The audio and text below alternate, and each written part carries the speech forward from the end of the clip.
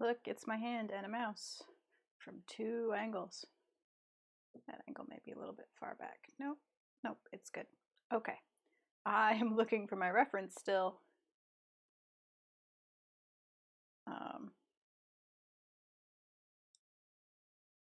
And cannot find it. What's annoying is that I know I've been sent these images like at least twice, and apparently did not save them to my computer.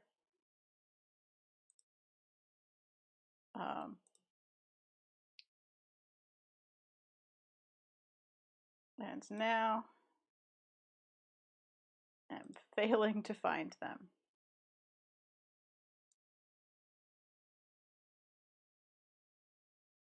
They were definitely in my DMs from Auntie Shepherd, but we talk a lot.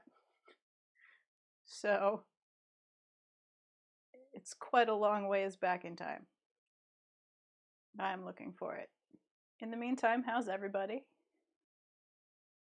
I hope your Friday is good. Sorry that we are starting late. Work from home means that I need the other setup if I have to do anything with business, which means I can't move my computer until the business is done.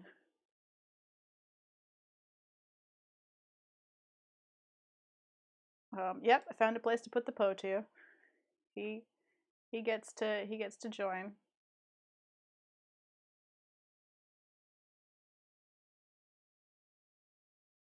Oh, I'll just ask her to send it again.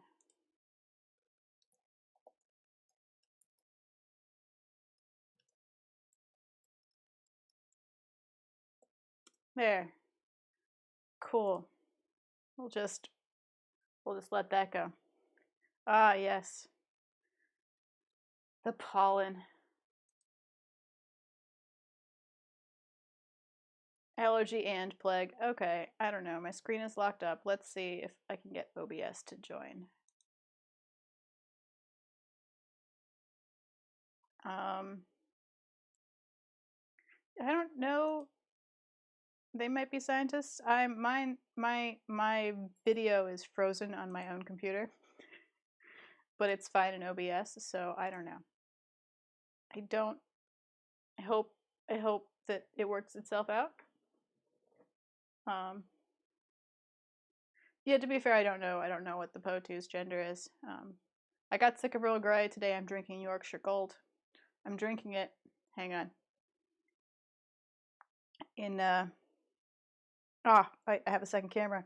In a unicorn mug that I've had since 2000 and I want to say 2001, where I found it abandoned in an apartment I rented, the only thing in the cabinet. So it's kind of chipped, but it's such a good unicorn that I can't not use it. You say ominous, I say magical. Oops. So, depends on how you look at it. Okay, let's get out some of that clay that I hate. Yep. It's time to use the awful sand clay. Do I still not know where my wire tool is? Of course I don't. Surely it's in this bin somewhere. Oh, there's a lot of stuff in this bin. Including a shirt. Probably should wash that. Alright, I found a shirt, a paintbrush, an unfinished mug, a thing of paint, a rib,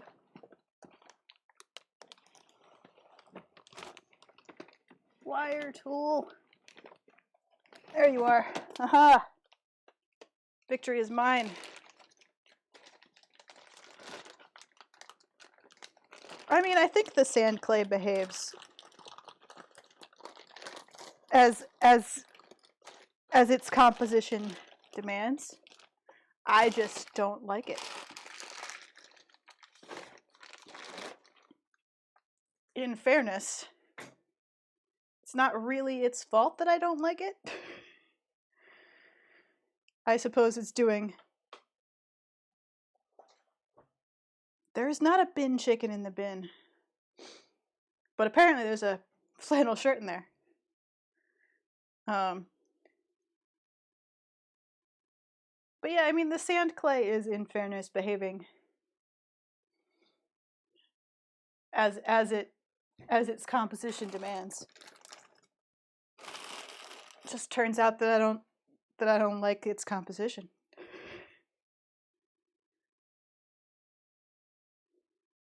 Oh, good. I'm glad the video is working for people. I'm glad that that is sort of fixed.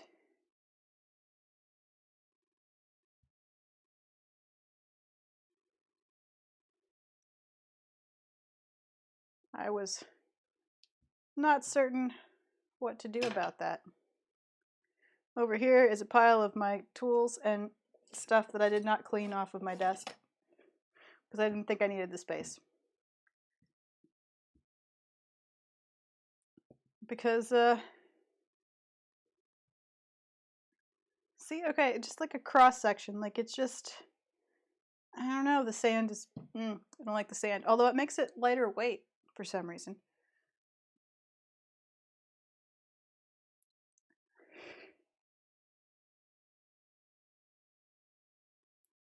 All right, hope that both my cameras are doing their job.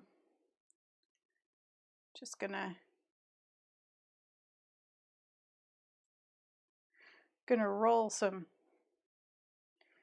everything's gonna wobble because this is gonna be a heavy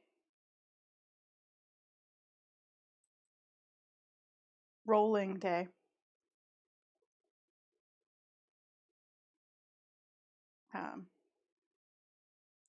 The grain size of the aggregate is quite small. It's a very fine sand. But the clay doesn't bond to sand the same way. Oh, weird. The cameras are in sync. I wonder what changed. Oh, I think maybe I had the main big camera set to use buffering before, and now I don't. I don't know. But yeah, they are in sync. That's different. So yeah, today we're rolling a lot of tubes that will turn into cows. So let's find out how, not tubes, they're not hollow, coils. Let's find out how sand works for coils.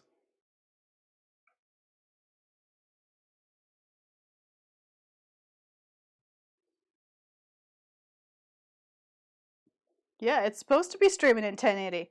I plugged myself into the fiber internet so I could stream it at 1080. Which is why I originally assumed they were out of sync, which is why I don't understand why they're in sync today. Because the other camera, this camera, sad second camera, is only 720. That's its max capability. It's the best it can do.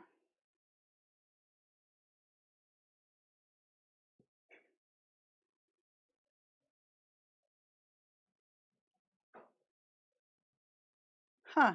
Yeah. I'm just like, now I'm just watching it like, oh yeah, they are in sync. Weird. I don't know how big a Minoan votive cow is meant to be.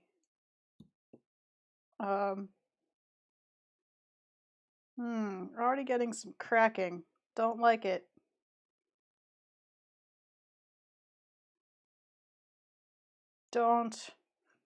Still don't like this clay. Welcome to Friday Tea Time, where Sarah tells you that she does not like buff with sand. She does not like it for a cow. She does not like it as a slab. She does not like it as a quail. She does not like the buff with sand. Well, they're not candle cow. They're just they're votive as in you know, offering like shrine cows. Um, I swear I saved them and I can't find them. Maybe they're in my downloads folder for some reason. Could that be? Could that be true? I'll just look briefly and get clay on things.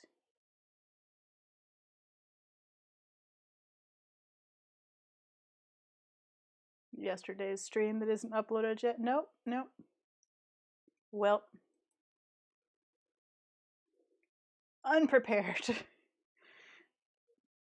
Ugh. Show me OBS again. Don't show me the locked up. I'm just looking at chat. Don't show me my locked up video screen on the internet.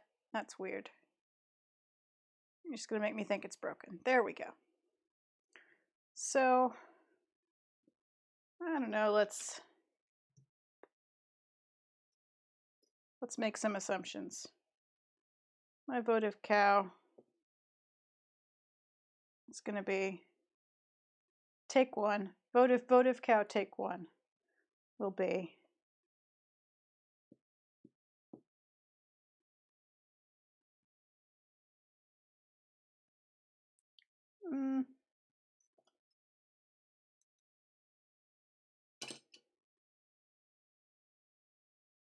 this size ish. It's not, needs to have some cosmetic work done.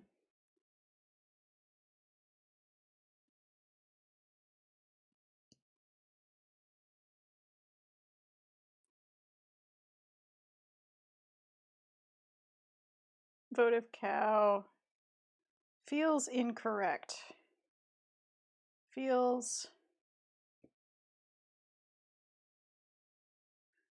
Turns out it's hard to imitate ancient art.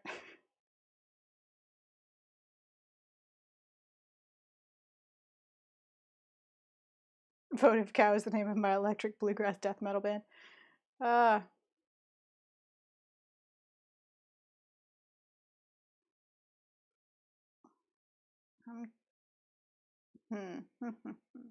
Body's too long.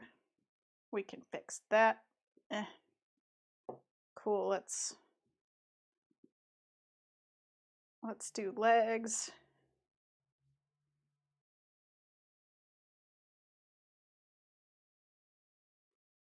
I feel like this is just coil practice at this point.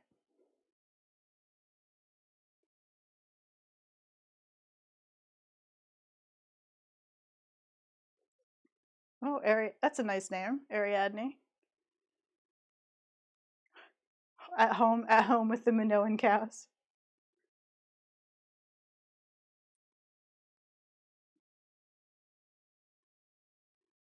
At this point, we're just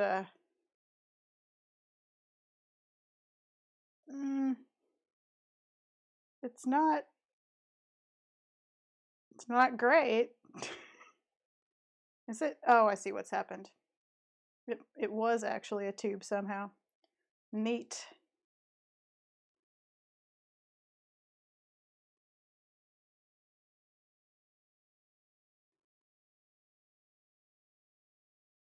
Still don't like the buff with sand.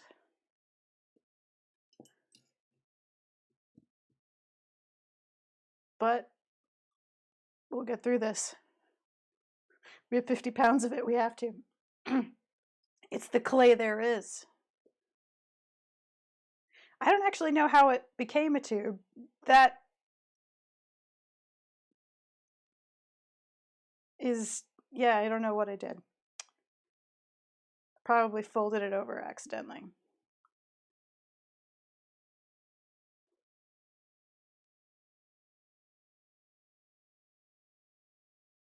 Okay. Getting there. 4 legs.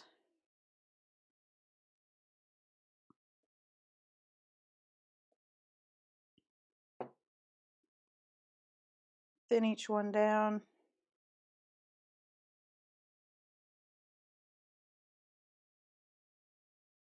I don't think I have tried wet pulling. I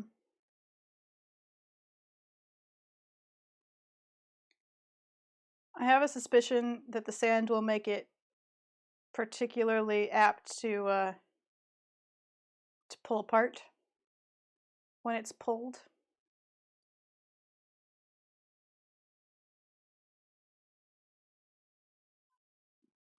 Not totally sure.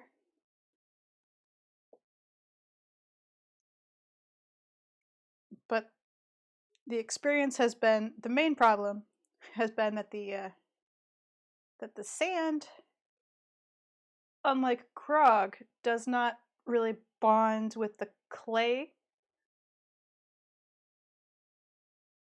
the same way. It's much more of an additive. The clay doesn't stick to it as well,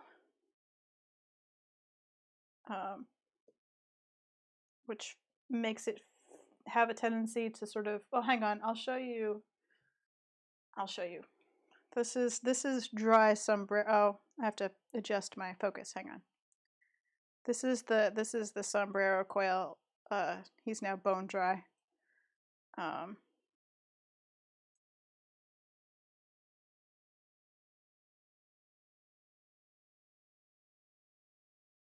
But like if you look at, like it looks like paper mache now. Like it's got kind of like a crackler thing going on.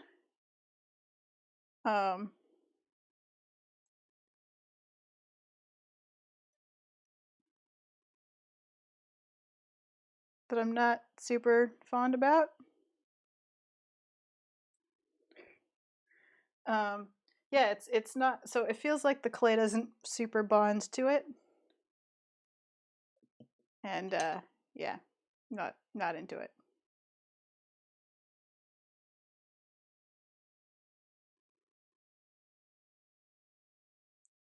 So, anyway. It's supposed to be good for the clay. It's supposed to be sculpture stuff. Like it's supposed to be good for strengthening and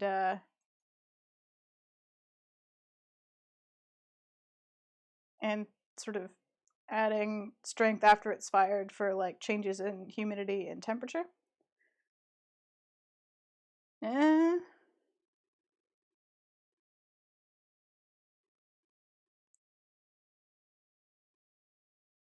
Ah, DeFrequa, you made a joke about a thesis to a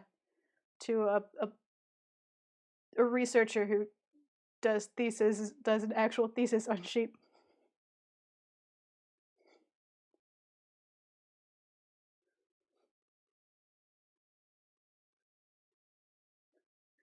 Made a research joke to scientists. Now you got to back it up.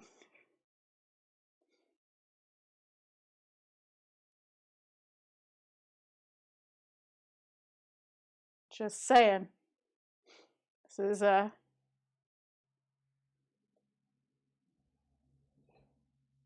crowd that will take your thesis seriously.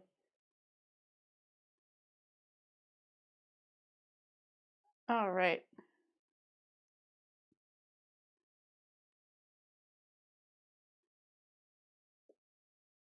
Four legs.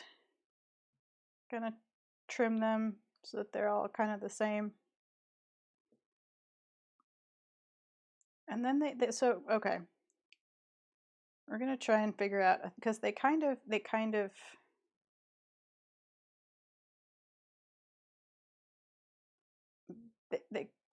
like that, basically.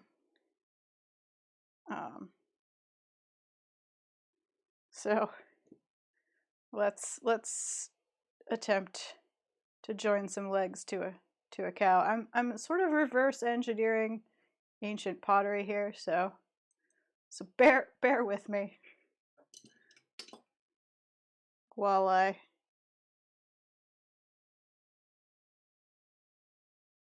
do some research here.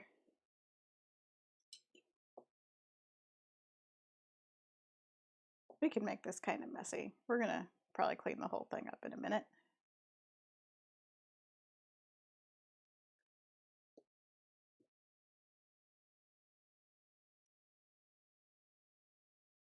Just squidge them on.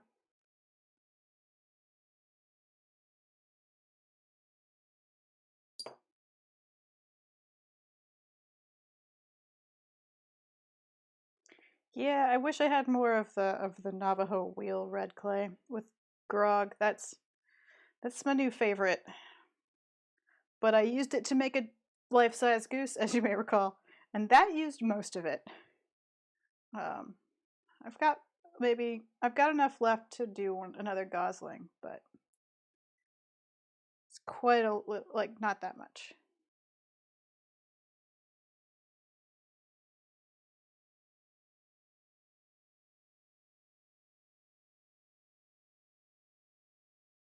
Yeah, it's such a good clay. Fires to such like a nice dark color. It sculpts so well. It holds together. Doesn't do a whole lot of cracking or buckling. Sorry. I'm like working with one clay and just like wishing it was a different clay and like praising the virtues of a whole different clay. I'm like, but that red clay, you remember that red clay? Yeah, that was good. It's too bad about this clay that we're using right now. Sure is.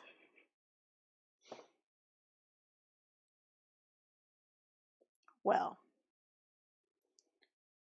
what can you do?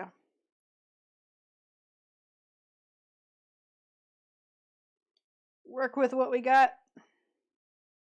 Those are the times.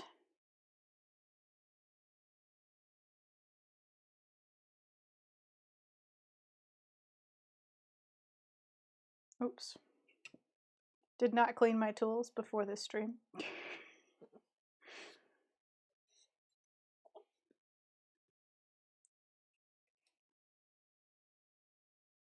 Cleaning. Right? I'm just like, nah.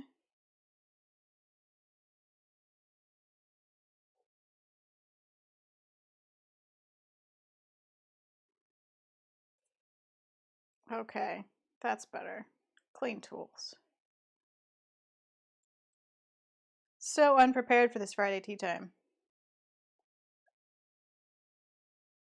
This is what happens when you don't have like a normal work schedule for a while and then suddenly you have to have meetings and stuff. You're like, oh, I didn't oops.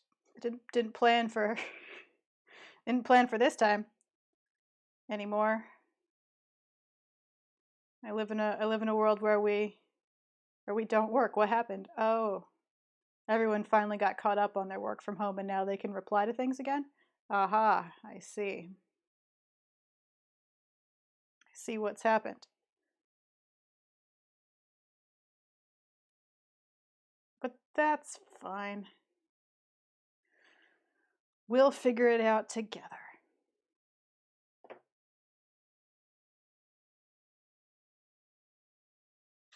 It's also weird to attempt to recreate something that's not the way you would approach.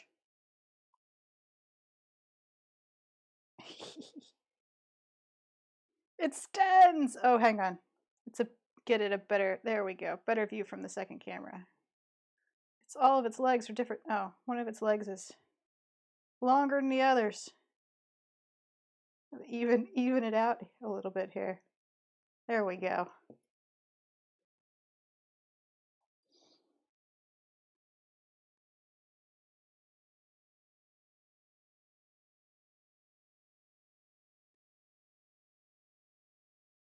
Even out the cow. It stands!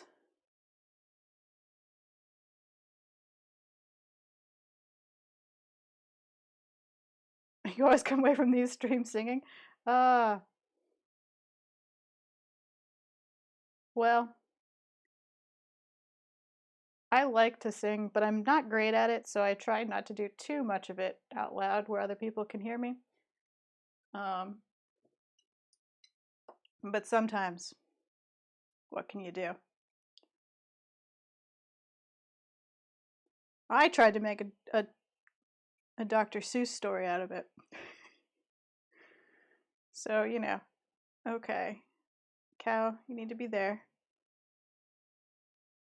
This is first cow, first draft Minoan cow.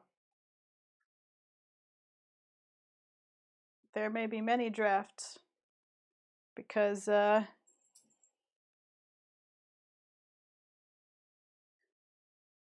have a lot of this clay and I don't know what to do with it. Well, okay, here's what we're gonna the secret is not a secret. It's not even a surprise anymore because I'm about to tell you is that I think the next thing that we're gonna do is start that octopus fountain.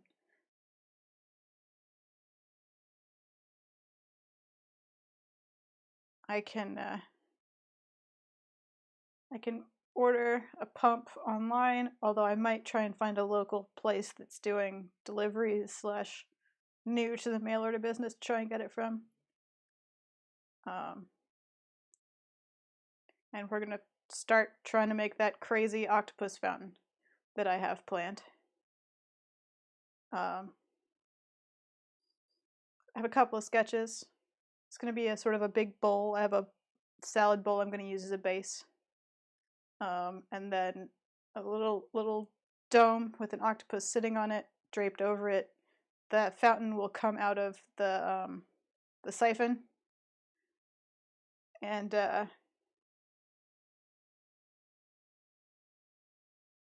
yeah, octopus fountain. So that's going to be, I think, the next crazy big thing.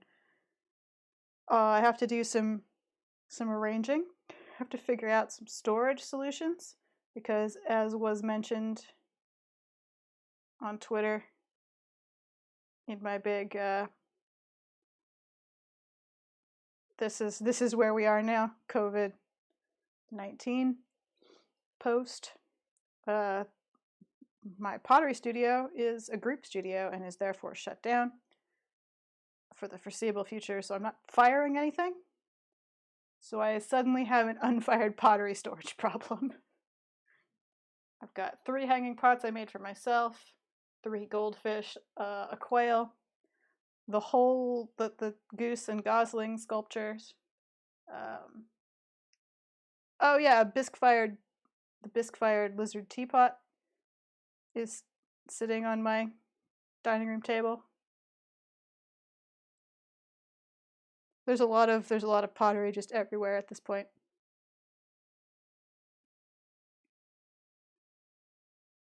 Try and give you a second camera. Aha! A whole cow view here. Because I'm trying to make the horns.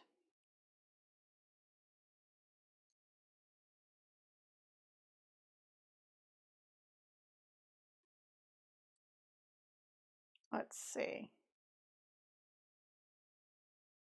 Needs to kind of get thinner there. That's what we're gonna go with. Horns. It's potentially too much horns. Close.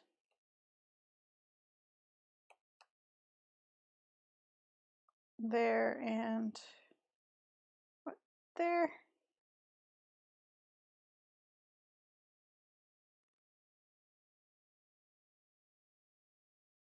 Mm-hmm. Okay. Attach some horns.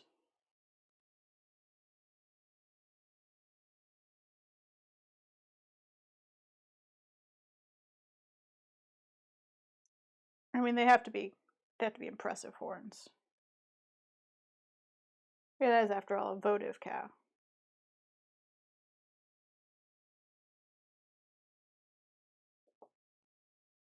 Cephalopods are excellent. Get to know nature.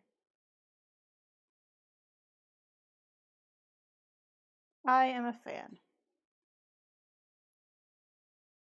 Okay.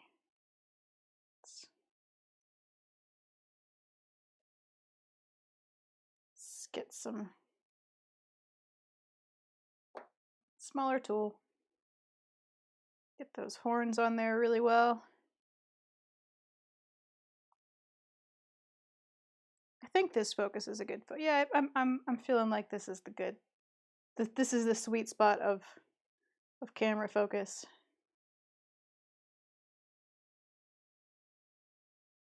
Ah, remember the days when I yelled at the camera instead of the clay? How far we've come.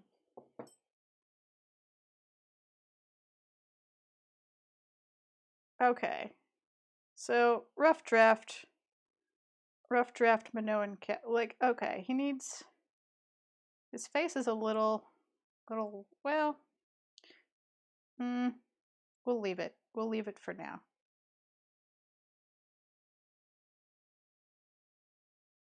Ancient potters rolled better coils than I do. There's your quote for the day. It's your fun fact. Although it's possible that they were throwing shapes on the wheel and attaching them together. It's possible that they just pulled up a tube or a cone and attached them together. Although that seems like a lot of work just to make a coil, when you could just make a coil.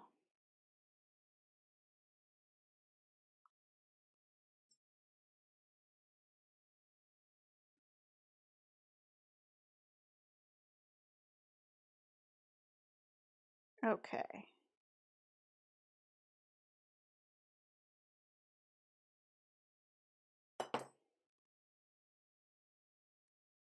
So pretty well, this is pretty well it. This is pretty much a Minoan cow.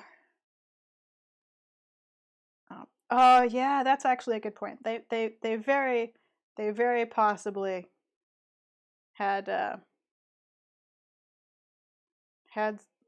had someone who was lower in potter rank rolling coils, and you just rolled coils for years.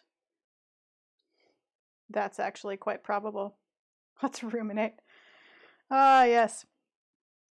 Well, next we make another cow, and I try and improve on the process after I sort of finish this one. I'm really worried about these horns and this sand. Honestly, just very concerned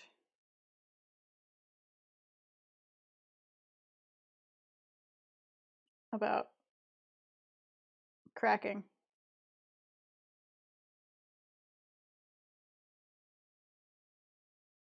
But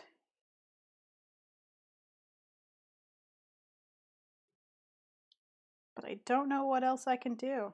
So, just reinforcing it as best I can with some water. I think I'm also gonna sort of, see, we're back to where I was with the goldfish, angry that it tears. Sand, clay.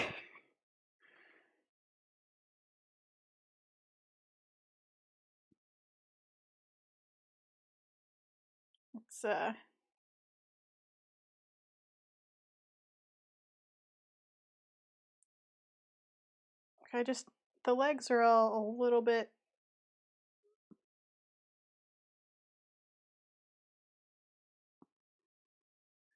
So I'm gonna try to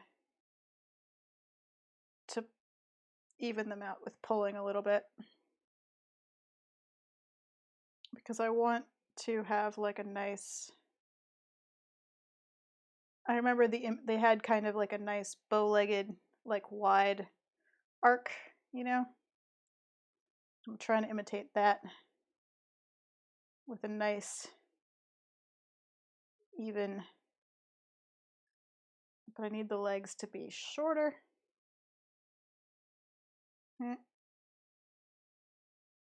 Maybe too short, but that's where we are now. This is what's happened. Just gonna have to face it together.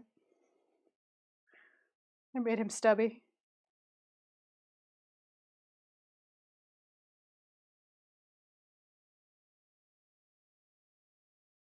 But, you know, what's happening is as I'm adding water, the sand is coming to the surface. I don't know if you can see that. Probably not.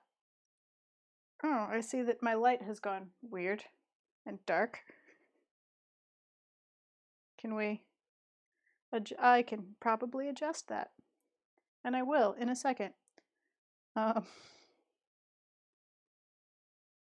guess the sun came out. But yeah, just... And it is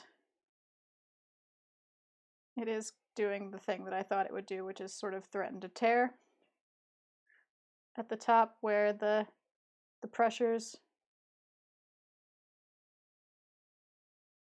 pulling from. So that's fun.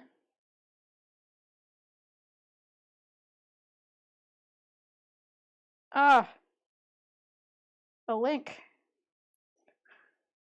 I wish I will have to take a break in a second and look at the link. Because as you can see, I should not touch my computer.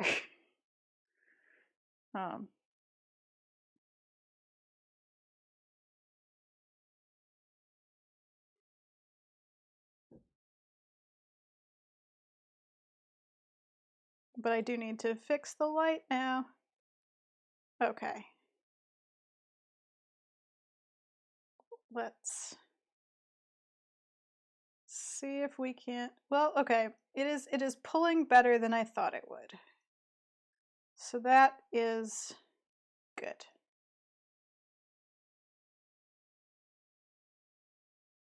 And its legs kind of need to be in like a wishbone. Like a general wishbone shape. Because that supports his weight. Good. Okay, we have made a single cow. It's a little bit early for my break, but I need to do some maintenance stuff. Look at a link. Look at a link, and I will be back in like... I mean, I'm not really going to go anywhere. I'm just going to wash my hands and then do some computer stuff quickly. Because I've made a single Minoan cow, and I don't know why I've just pointed him butt first at the second camera. Oh no, you need to support your own weight. I know it's hard. Good. Okay. Just look at him for a second. I'm gonna get clay all over everything while I just leave my microphone on, in fact, and I'll be right back. You can listen to me walk away. Farther and farther away.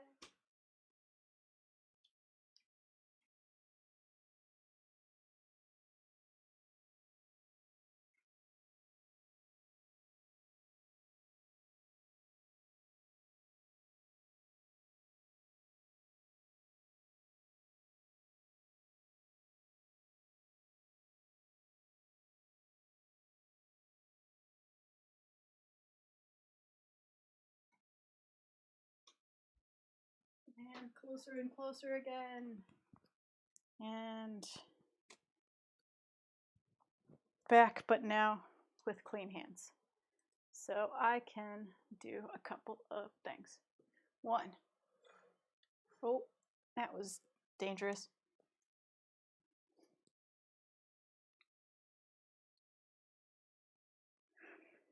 Move the curtain. Because no one likes super hard lighting.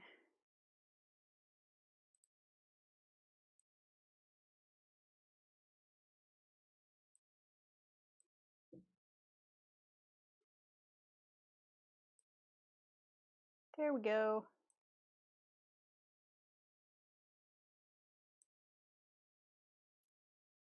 And let's see. Let's look at some links. What do we have? This is a terracotta dog statue. Wow, with a puppy. But yeah, like kind of like that, but not quite the same. the same form. Like those are definitely, yeah, that's kind of the thing. Cool. That's the visual that I was. He does have a tail.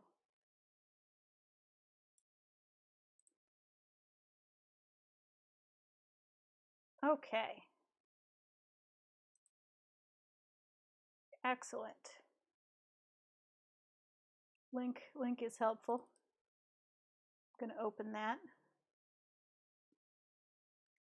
Move some stuff around so I can see it. So we're gonna try more of this shape, which I think is just a single. Okay. First cow needs a safe place to live. First cow. No, I'm just gonna hit you with my elbow if I put you there. Back here. In the rear of the building.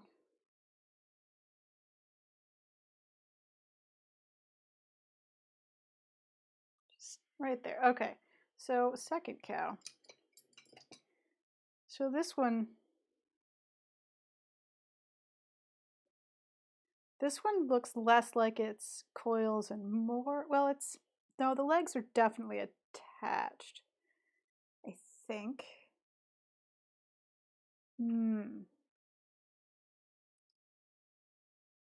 Could be more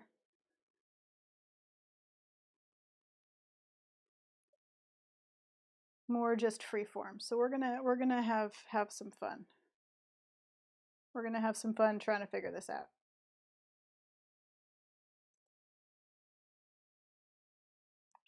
Ooh, tea went cold. Oh, okay. So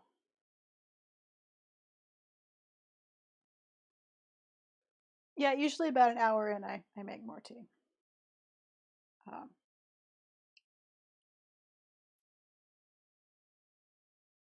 You know, let's see. I can't see my camera and the chat and this reference image because my laptop is small. So if I'm super off screen, on off camera, shout at me, chat. Because I'm trying to juggle a bunch of windows. All right. I'm gonna cheat. I think I'm gonna cheat. And put on music that you guys won't be able to hear. At least I hope you won't be able to hear it, because I think if you can hear it, I'll be copyright struck.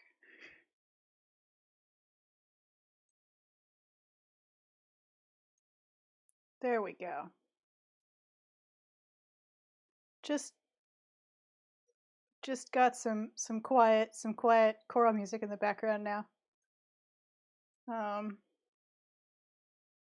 Yeah, you can't hear it. It's secret. It's just for me. It's been a week. I'm gonna listen to Hildegard von Bingen in the background.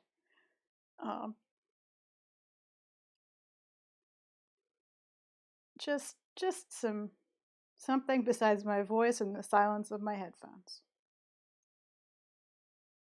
Okay. I'm gonna attempt. I'm gonna add the front legs separately. I'm gonna attempt to make the back legs. This has the potential for some really impressive failure.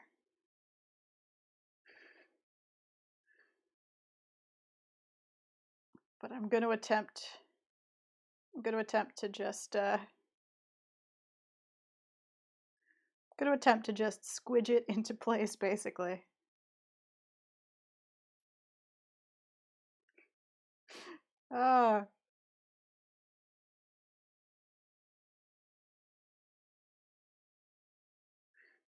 Just for me music, yeah.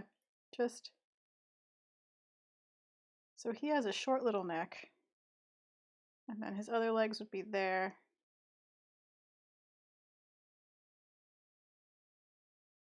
Well,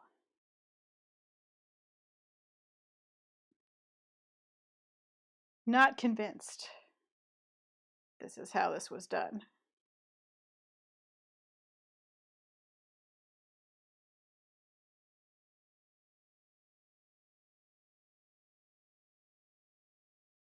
But reconstruction experiments are, look, experimentation is necessary. That's all I'm saying.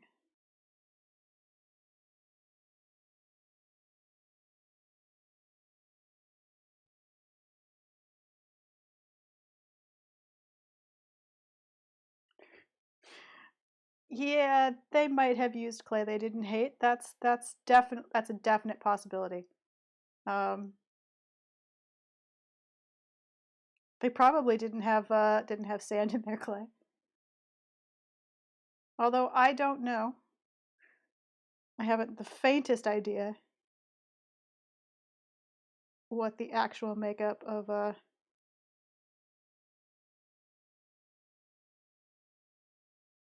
Minoan ceramics are.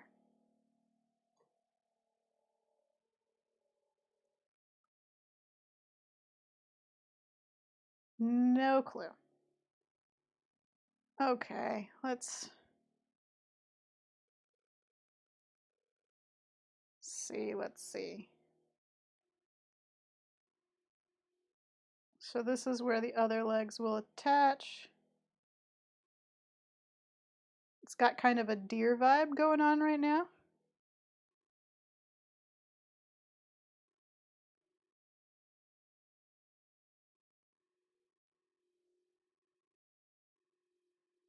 Not mad about it. My neighbor seems to be using a chainsaw or a leaf blower. I apologize if there's weird background noise on my mic.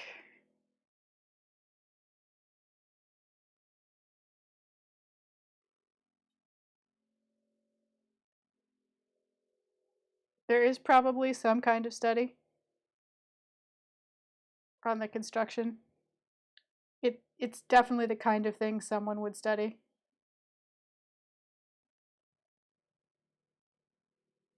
Or try to replicate. There are people who do test firings to try and replicate various ancient pottery techniques. So,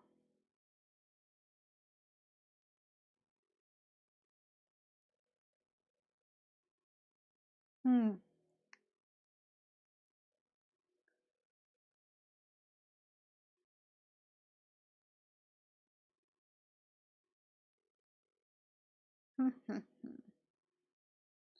I'm glad that you guys can't hear it. I can hear it through my headphones and my music. So hey, my mic, my nice lavalier mic, is doing its job. That's exciting.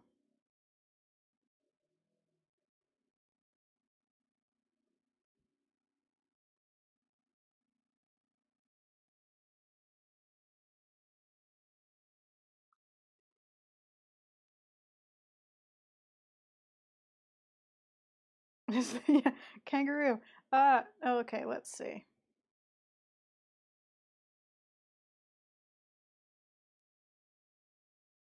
Okay, his little horns need to go forward.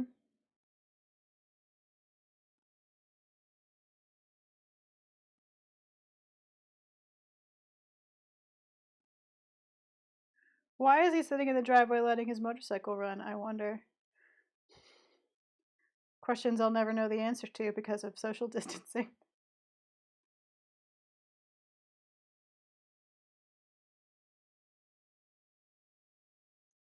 Okay, and he's got sort of a, like...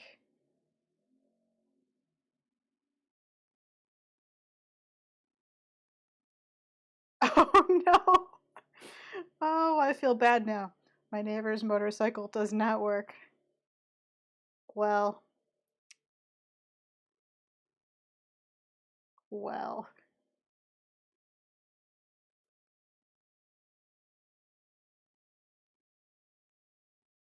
That's not ideal.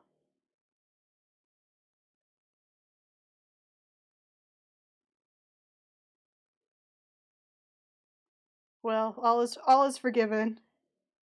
Okay, so we've got a cow head.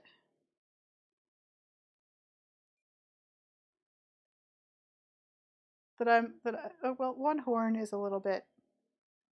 I need to pinch a little bit off of one of these horns.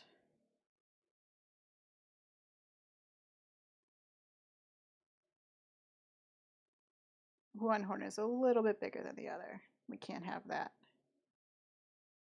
At least not that much bigger than the other.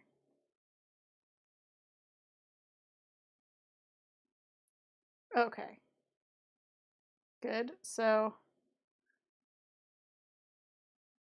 it's a very perky cow. Now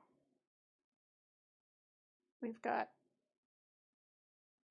a body.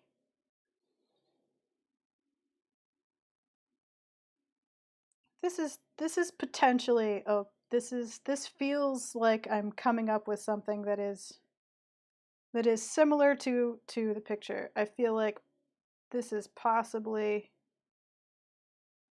the way this feels like it's closer to the way this was constructed than spindly first cow.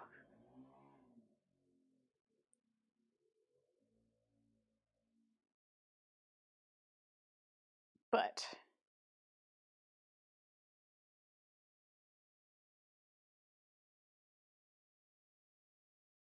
little tail.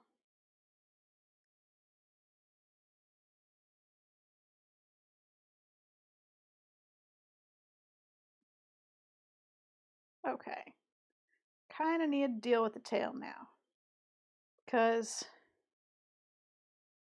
otherwise, it's going to dry out.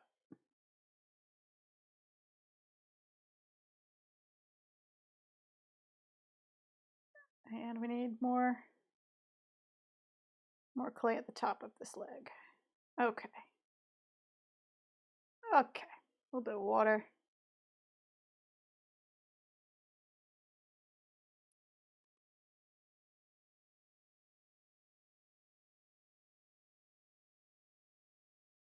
Oh no.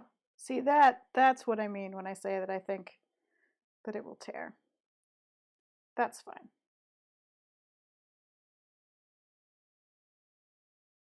It's fine. Okay. And yeah, it looks like it's just sort of tucked down. I don't know. We'll have it go slightly to the side because that looks cute. Like that. Okay. Then the legs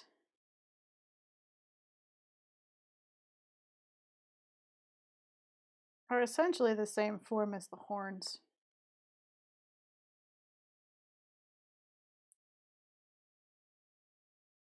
Where it looks, they kind of, yep.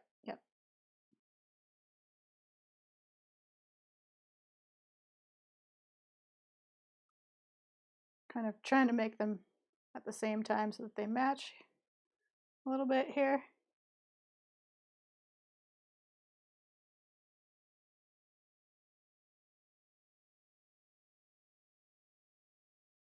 And then they're about how long? They're about as long as the body.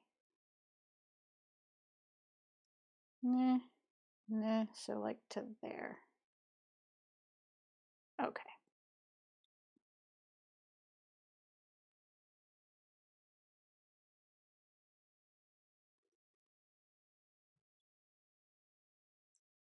Clay getting to the other thing that I don't another thing I don't like. Another thing I don't like about the sand clay is that re-wetting it to sort of reconstitute it when it starts to get too stiff. Just it makes a mess. It brings the sand to the surface. It doesn't create a nice. It's not nice. It's not a nice clay. I don't like it. Doesn't work like all of the other clay. So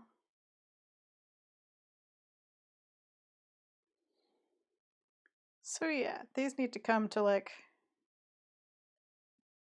a nice point.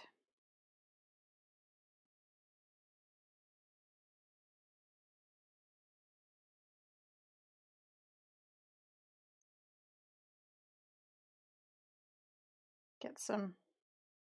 The tail is, I like the tail. The tail is helping. Tail is helping bring it all together.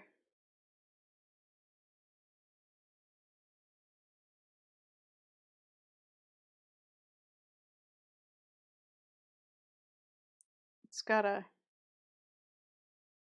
personality now that it has a tail. I don't know, something about the tail just makes it feel like it's got character.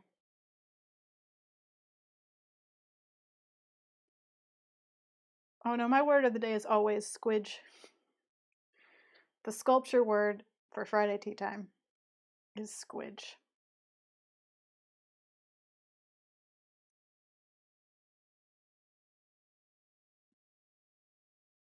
Okay, now I have to do the other legs. So I'm just gonna rest him on this lump of clay while I think, I think what I'll do. It's Friday. Squidge. Squidge just, I don't know. It's how I like to describe the way that I prefer to sculpt, which is just shoving clay around until it forms a shape. Not a huge fan of adding things on so much. Not a fan of cutting things away. I like to take a lump of something and squidge it into the form that I want.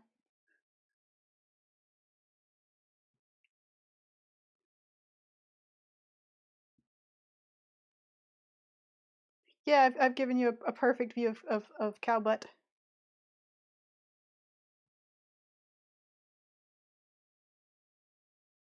And you know, in the distant background, there's first cow.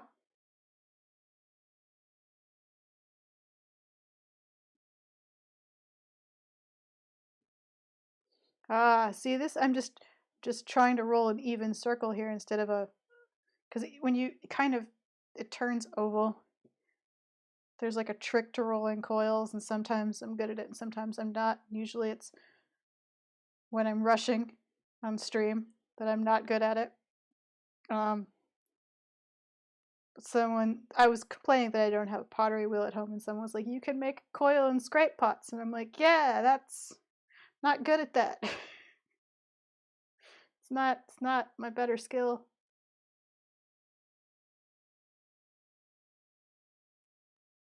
Okay, let's see. Yeah, kind of go with that, and we'll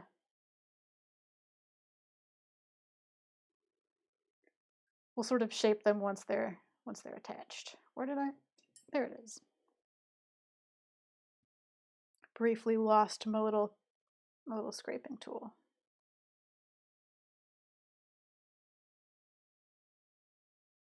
Okay.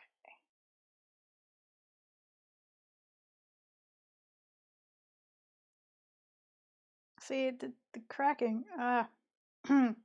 Right. Yes, not complaining. The clay that you have is good clay. Appreciate the clay that you have. Don't wish for the clay you don't.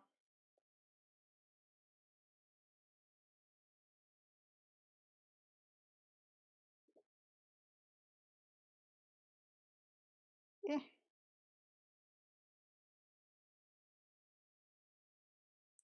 Okay.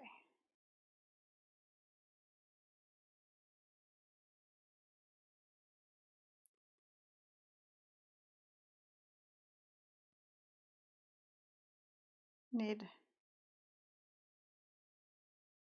There we go. Get rid of those cracks.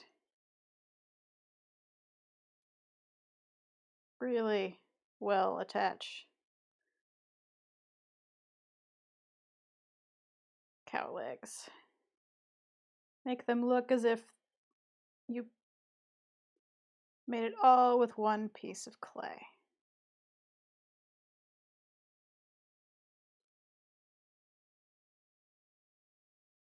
Still a little bit. All my cows are a little spindly. Love the clay you squid. Yeah, just, you know.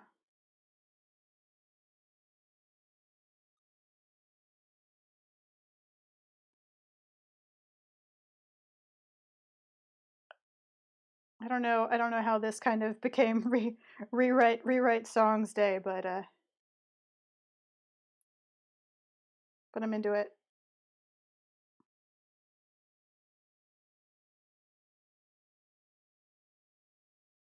Okay.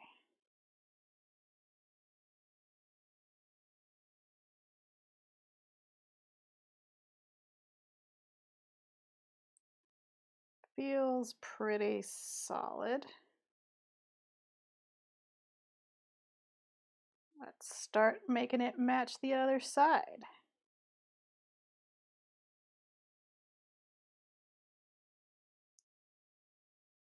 Nice. A nice even cow.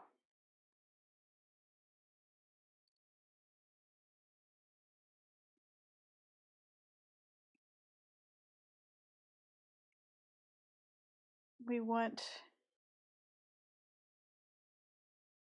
a symmetrical-ish cow. How about that?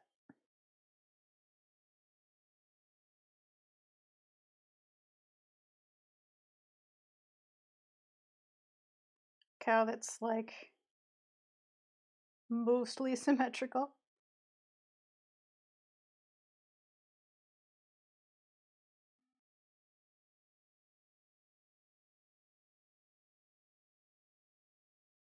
Just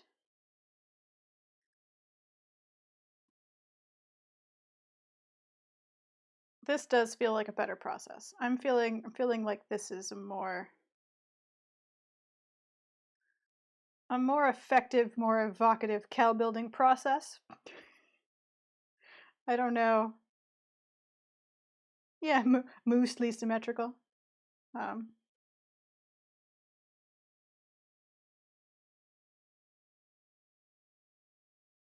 feeling like feel like this produces the superior coup that this process has given us.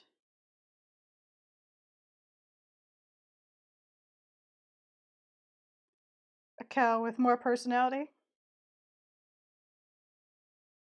and more meat on his bones.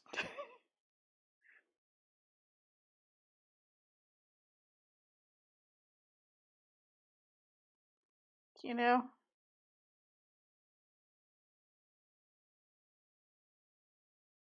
just a generally more evocative cow.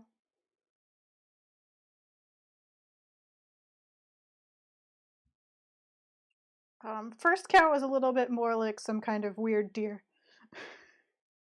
I feel. Whereas look this, just looking at this cow, it feels cheerful and perky. It's looking up and at you. It's interested, it's curious. It's an attentive cow. It's the kind of cow that plays with a big giant rubber ball. You know, you've seen the video.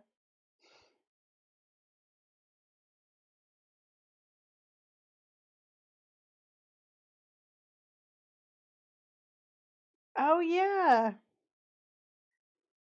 We were talking about the sheep tasting people and comparing their differences. How did you test our hypothesis? They might be scientists.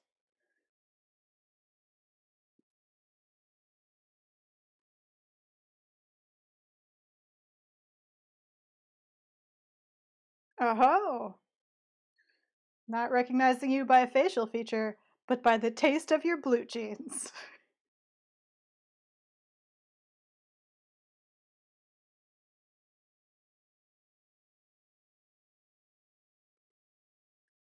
The sheep know you.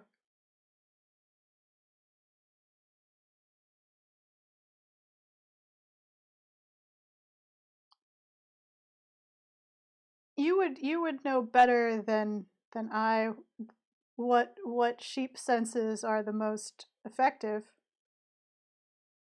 Smell seems likely.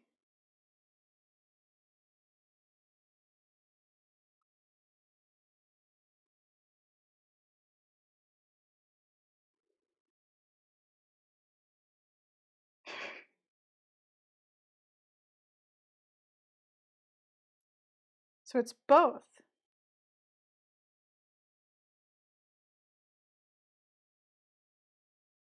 Or you're sheep like everyone. You could just have very, very personable sheep who want all of the friends.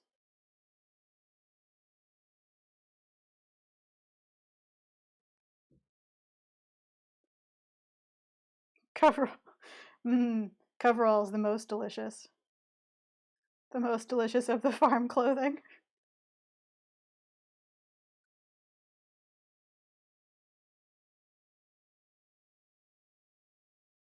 Aha!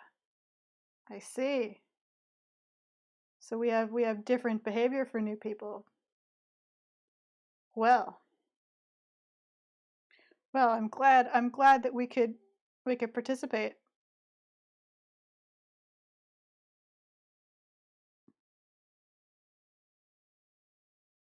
In in some scientific discussion and inquiry about sheep chewing on your shirt. I feel we've all learned something valuable today.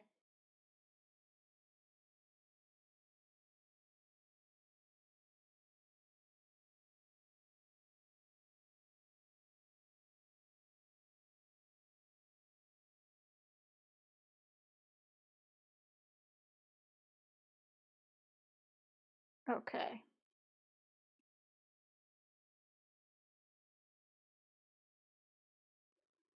Good. Also stands. So here we have camera. There we go. Here we have second cow. Just do some minute adjustments. Second cow feels a lot more like that image. Second cow has more personality and is definitely more of a cow. First cow is a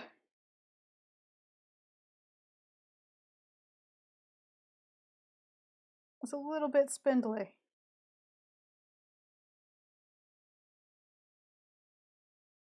So we can fix that a little bit. But yeah, first cow is a little emaciated. Um,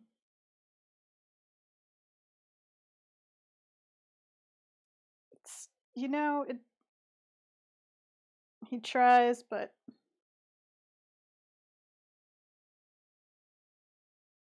I'll tell you what we will do with first cow. We will fix his face a little bit. There we go. That's nicer. Okay. First cow, second cow.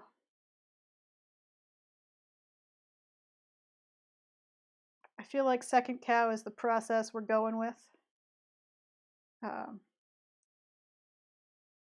Feels he's got beefier legs.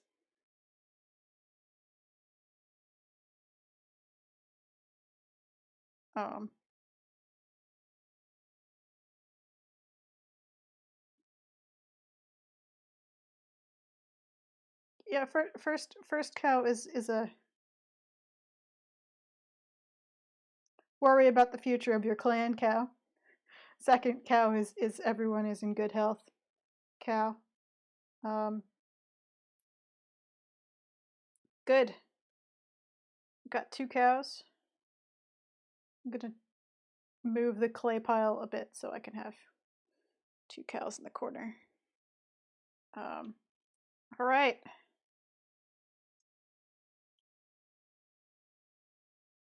let's make another cow. Now that I feel like we've got oh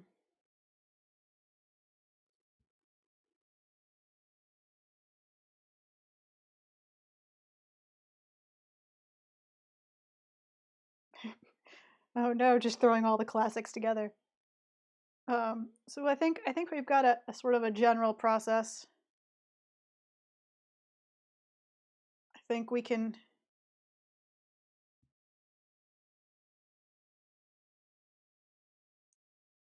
Oh, I'll let this clay get too dry.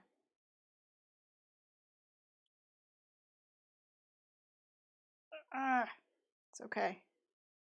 Can make it happen. Nope, I can't. New lump. So let's see. Now that we have a process, we do 2 legs.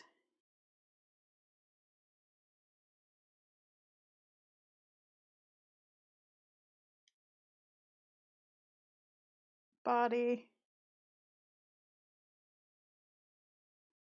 Oh, can we do? Okay, this time we're gonna try and do it all in one. It's gonna be a wee cow, I think. Maybe not. We'll see. See how it all pans out. Because we're gonna try and do.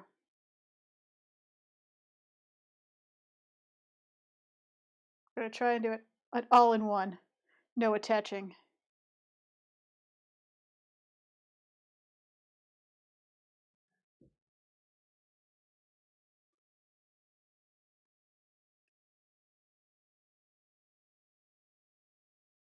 Such a good little tail. Okay. Let's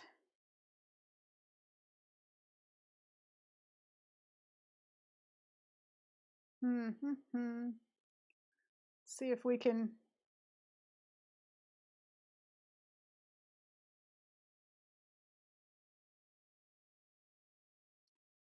make a cow all in one here. We need less back there and more up front.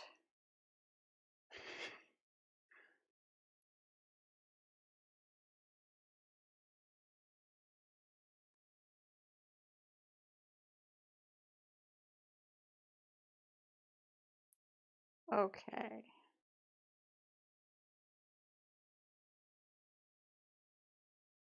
Might manage it. It's a little bit of a mess right now. But we're gonna add some clay here. Seems fine. Just, some head clay. Okay, here's where we are so far. Let's get some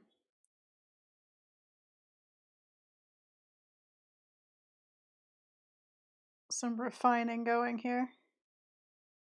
We need that tail bud. Tail. Just a tail nubbin. Legs.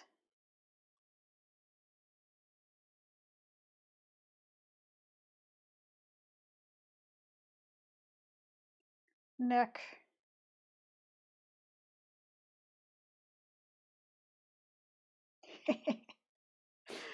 The proto cow.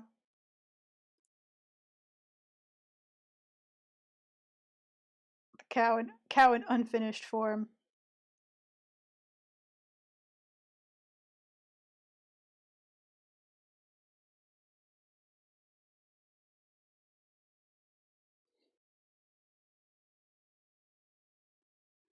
Oh no. My cow is overlapping chat slightly. Reference image out of the way. Keep wanting to say stuff about mythology because cows and pottery figures and stuff.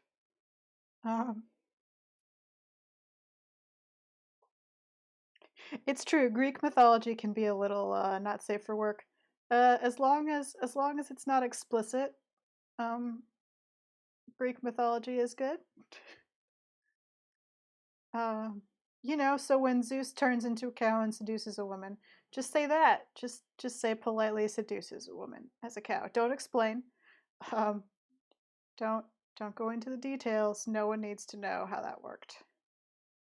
Um, because it seems like it shouldn't. Just saying.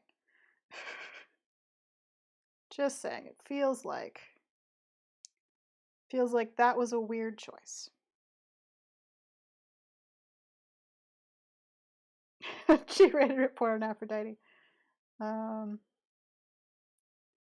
I mean, there's some Aphrodite stories that are about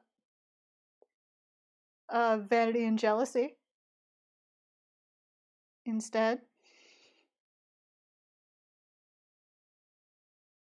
Not as many, granted.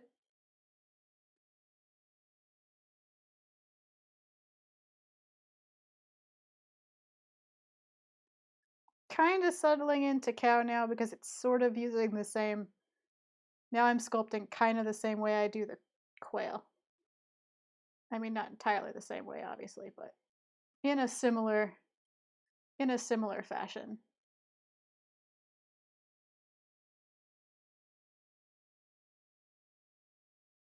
And that's helpful.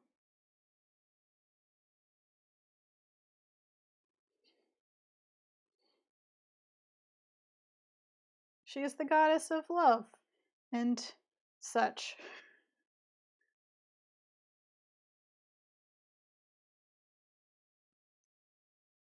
The goddess of love and such things.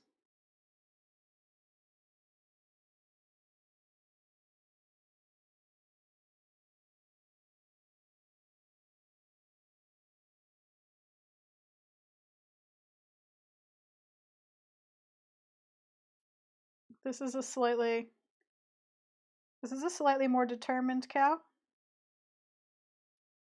for whatever reason.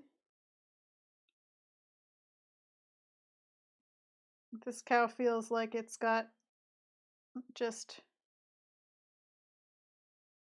places to go and people to see.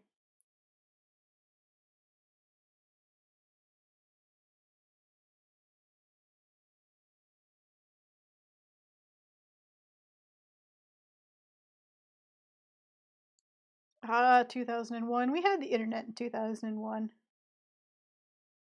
There were even websites that weren't GeoCities.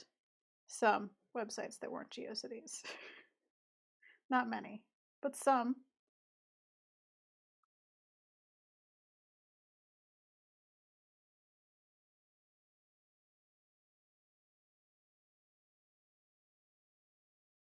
Okay.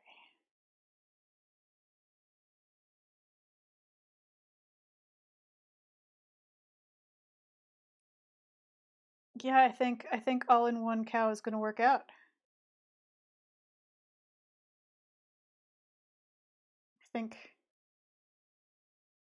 I think we've unlocked the secret of Minoan votive cow. Squidge clay into cow shape. That's the secret.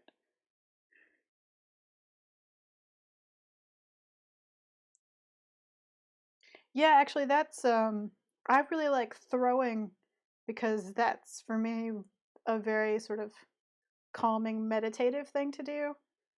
Um, I'm not doing a lot of action. I'm just sort of slowly doing one thing and manipulating the clay in front of me and kind of just easing it into position. And it's just kind of nice and soothing. But I don't have a wheel here, so votive cows instead. I really like sculpting too.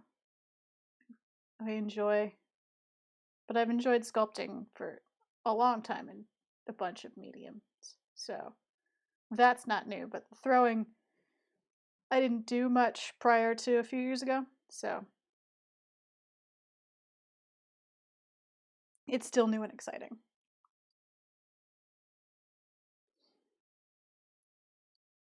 this cow is a little bit. Yeah, I don't know. He's maybe a little bit younger, slightly different personality.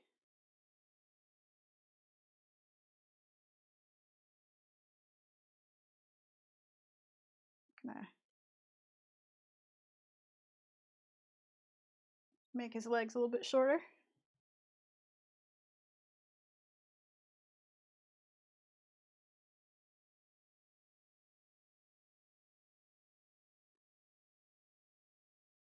Ah, yes, Greek mythology.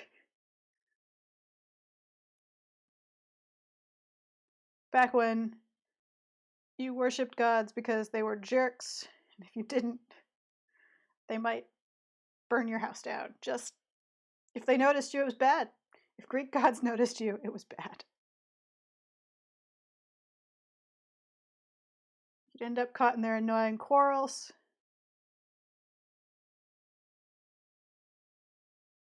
Some of them would dislike you just because some of them liked you. It was a whole mess. Not recommended. Avoid at all costs.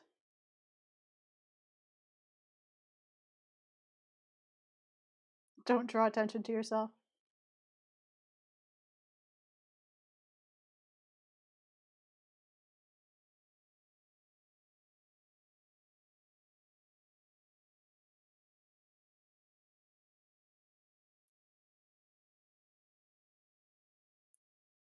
Yeah, it's not safe.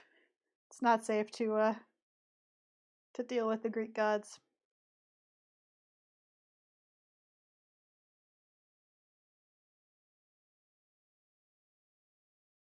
But we'll have lots of votive cows at the end of this, so it's fine.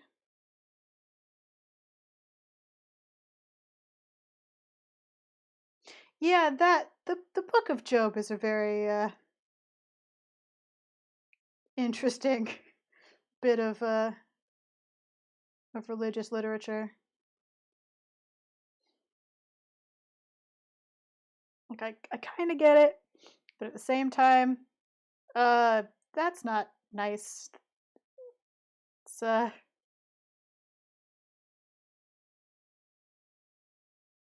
that's not nice, and it implies that everyone around Job is just expendable.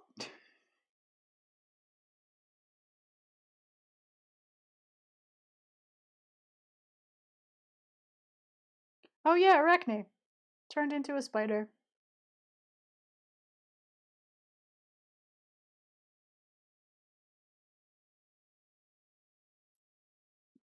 See, that's what happens. Gods are like, oh, you're too good at this. We don't like it. You're a spider now.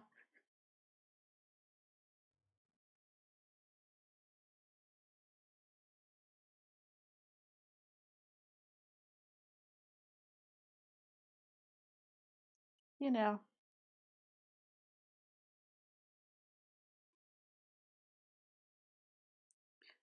Do we know some votive cow like somebody tell us some stories of how one might use a votive cow.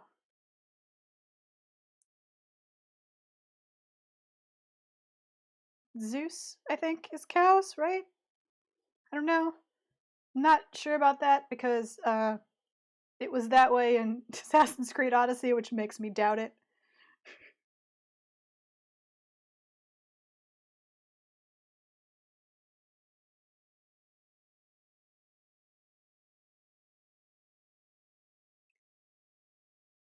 Ah, Hera.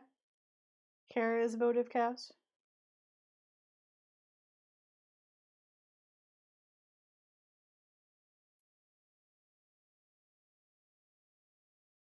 Cool.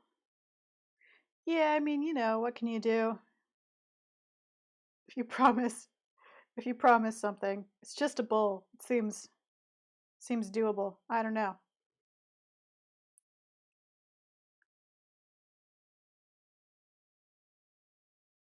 But also, I don't know. Do the gods need a bull? Really? They're gods. Why do we have to give them a bull?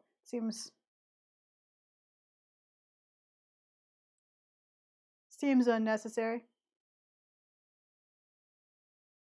It was a fancy bowl, and he didn't want to lose the fancy bowl. It was a special bowl, a nice bowl.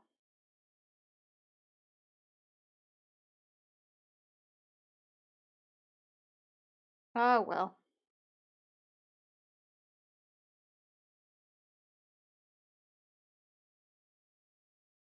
Okay.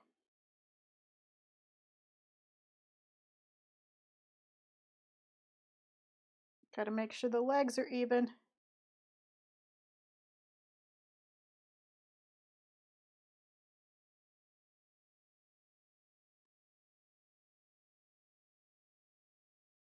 I mean, Hera, we look at her husband.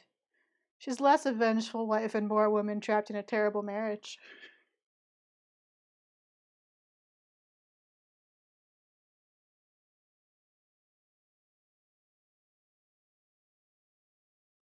I mean, you know,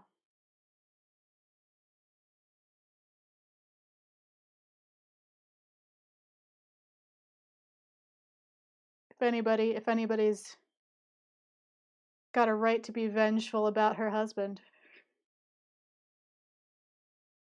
it's poor Hera.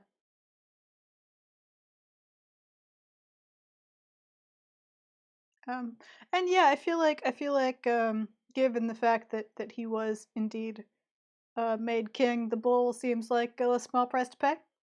Not gonna lie.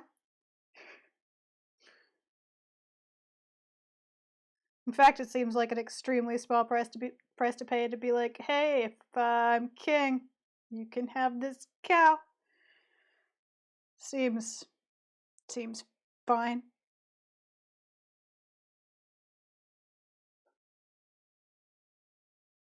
You know,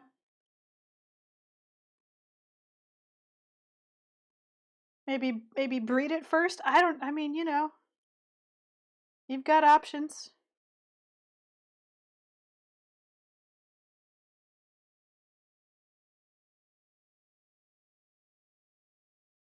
Okay.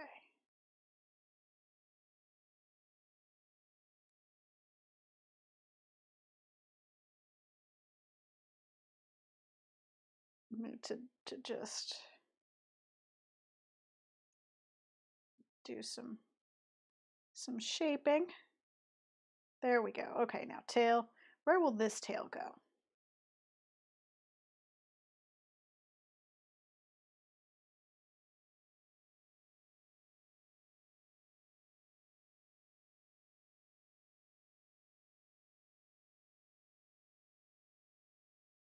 Hmm.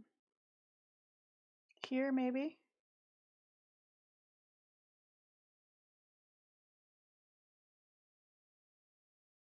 I'm trying my hardest not to break it off. Yeah, other side. We'll just have... There we go. Mirror cows.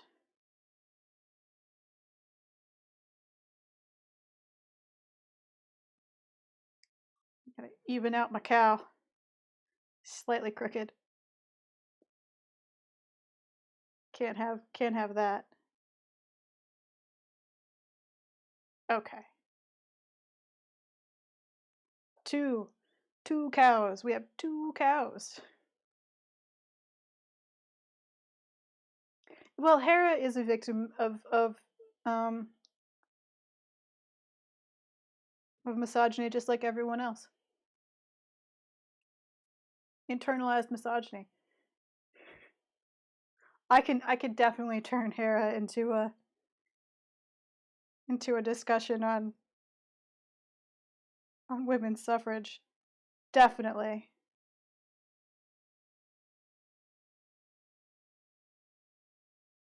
Hera as a victim of the patriarchy. 100%. Get two cows and, like, I don't know, a metaphorical cow.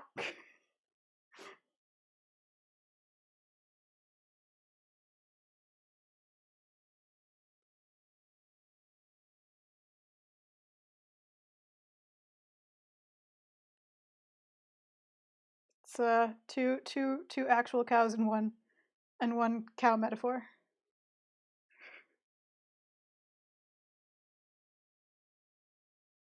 just like a cow, but not quite a cow.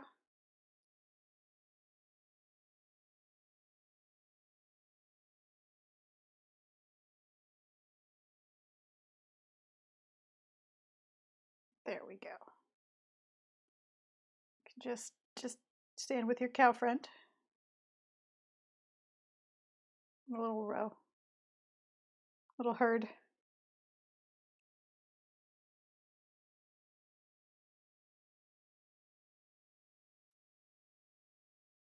Try to. There we go. Okay. 2 cows. Now I'm going to take an actual break and make more tea because my sad cold tea is sad and cold and my throat is all allergied up. So I need something to drink to keep me talking. When I come back, more cows. More cows and more Greek mythology that is still somehow rated G. And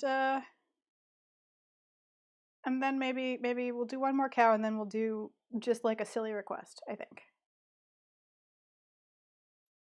Is how we'll do it. And yes, we could do an owl if we're gonna do the mythology stuff. Maybe we'll do an owl. Yeah, I've got to save my allergy cold voice for the darkest timeline in Stardew Valley. So yeah, maybe we'll do an owl for Athena if we're gonna stick to the whole Greek thing. Carry on, discuss mythology in an extremely feminist viewpoint and rated G. I will be back in a few minutes with more tea and a voice that doesn't sound like this. See you in a minute.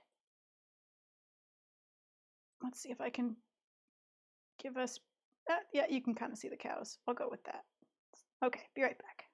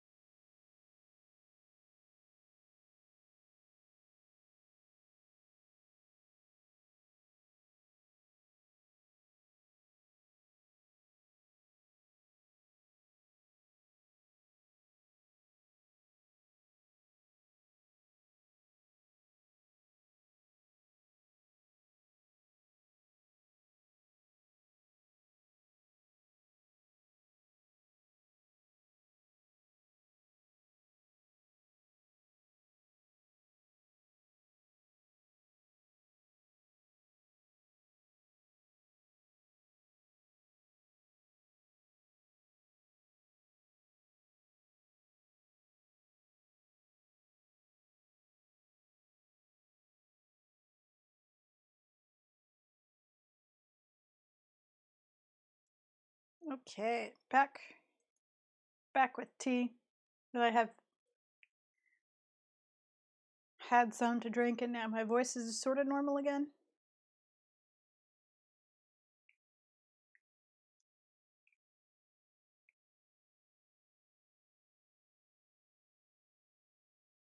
Huh. Story about sentient parasites is comfort reading. Okay. My comfort reading is almost always period mystery romance. But oh man, sometimes the heroes and heroines of those can be distressingly bad at their jobs.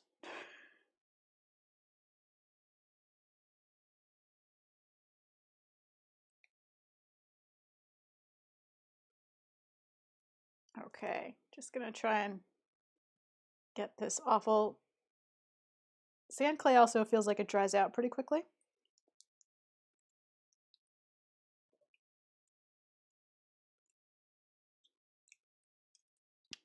See, I don't like horror really at all because my imagination does not need assistance. And then when I give it assistance, it will go for it. And that's not fun.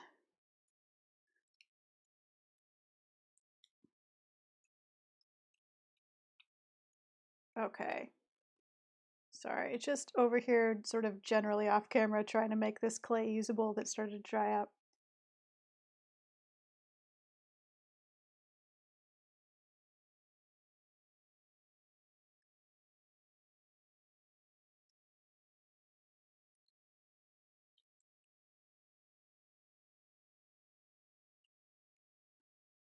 Yeah, I don't understand everyone's fast. Not everyone. That's not fair. I'm not. But yeah, the general pop culture fascination currently with true crime is sort of beyond me. Uh, it's true. Therefore, it's horrible. Why would I want to hear about it in detail?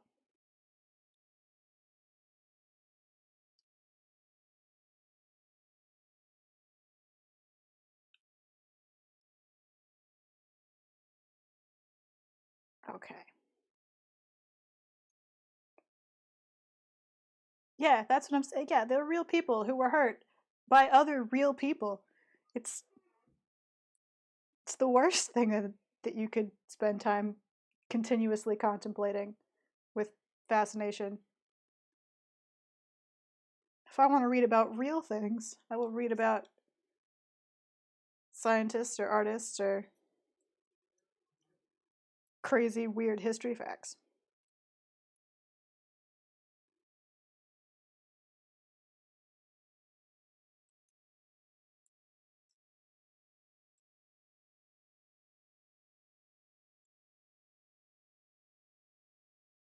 Yeah, that's fair. At least there are no actual zombies.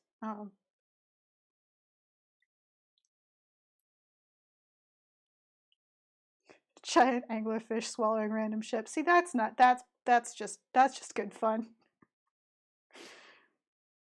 Okay, putting that clay aside. Now my hands are tired. Good. Okay. I'm gonna try a slightly different approach here. But only slightly different. Um for Final Cow. I'm gonna try kind of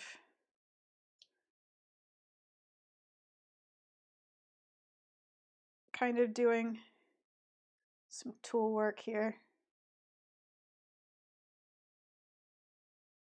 Just to try and make things a little bit easier. Because I can pull more clay around faster that way.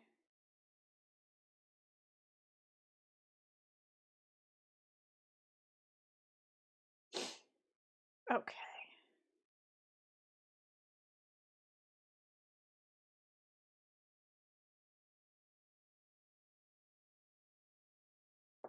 Yeah.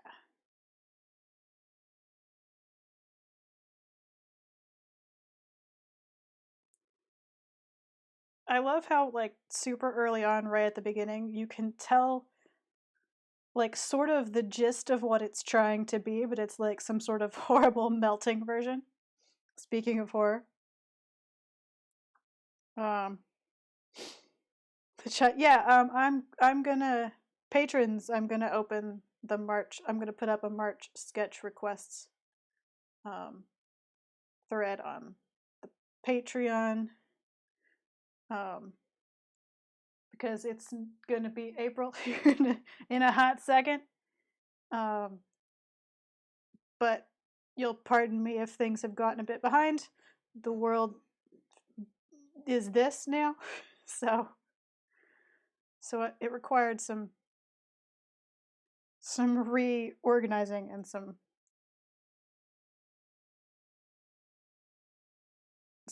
sort of hi Auntie Shepherd. It required some redirection of energies, but I will probably just do I'll just do a thread for sketch requests, and sort of everybody can just add to it, and I'll probably do sort of the ones left from February and March all together next week. So don't worry, Rcraft.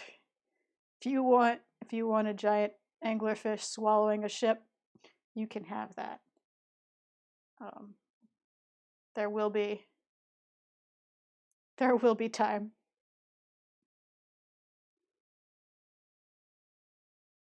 It will all work out. I feel like we've got a smaller cow this time. That's fine. He's just a little petite is all.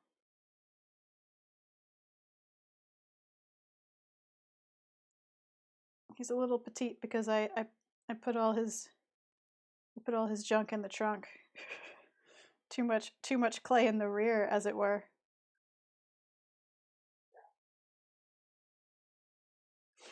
I made my roommate laugh out loud, you guys.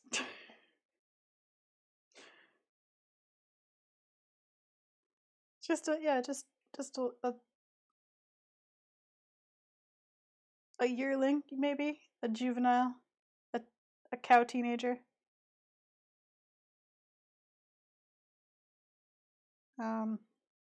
Shep, I'd show you the other cows in detail, but I hate this clay, and if I stop working on it, it will start to go too dry.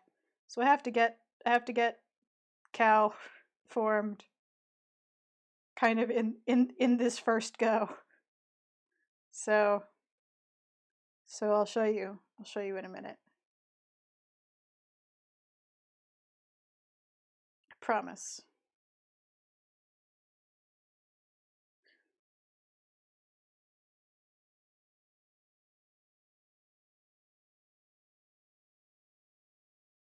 We've explored various different construction methods. When I say various, two construction methods.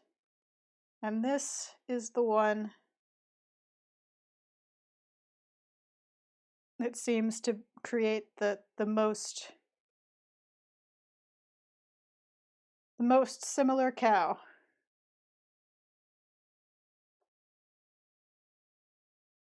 Oh yeah, here's the thing. Once I've made something, a shape in clay a few times, it goes much, like I can make a quail. The first quail I think took like maybe an hour, maybe 45 minutes, half an hour. I can make a quail in 10 minutes now, easy. So repetition does make things go faster. But then I start to get bored of it, you see? So that's the downside of repetition. If you do it enough times, you kind of don't want to bother because it's not new and exciting anymore. It's just the same thing over again.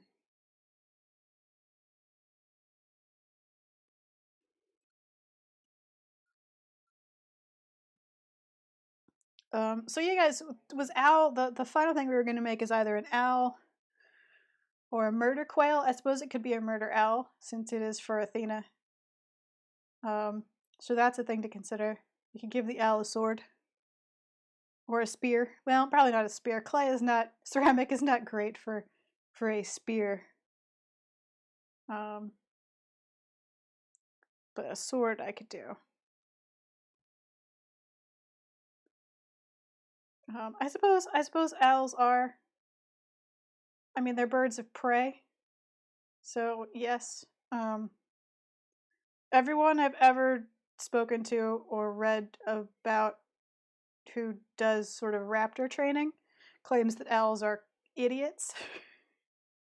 So there's your fun fact for the day about owl wisdom.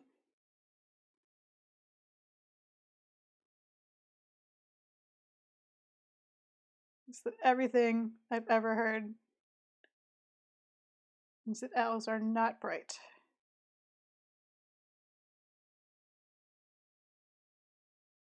Although I don't know if that's all owls. But yeah, that's always amused me. Is that idea that like people who have to like try and train them for education and stuff are like, nah, they're not very clever. But they're the symbol of wisdom. For some reason. Probably just because they have large eyes. I don't know. They look wise, I guess.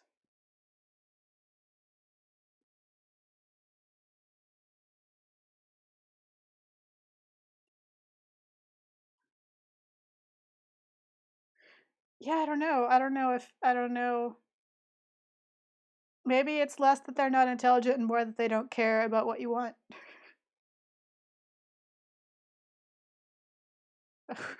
Warcraft. Oh no. Okay. And tail. This tail is gonna this tail is gonna be dangerous. We're gonna make a tail that's gonna break. But I'm doing it. No. I pinched it off. I'm gonna have to put it back on though, because I don't have enough. Well, no, I probably do have enough clay to need more tail. Just gonna have to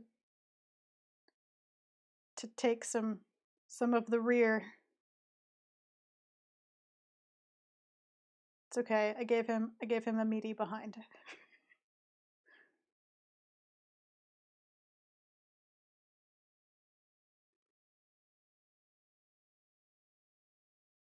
Yeah, they do. I mean, if you've ever seen an owl like sitting in a tree staring down at you, they do kind of look like they're judging you.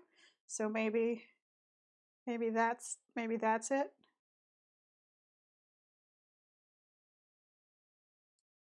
Haha. Perfect. Okay.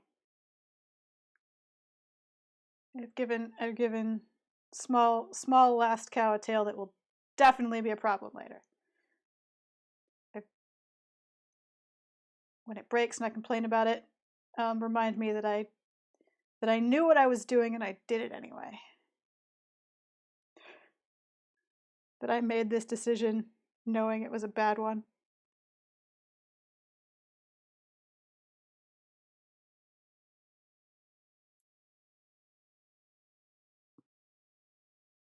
Okay.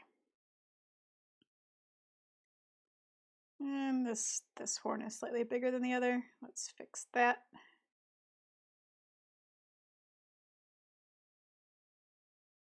There we go. Needs to be a little pointier on both sides.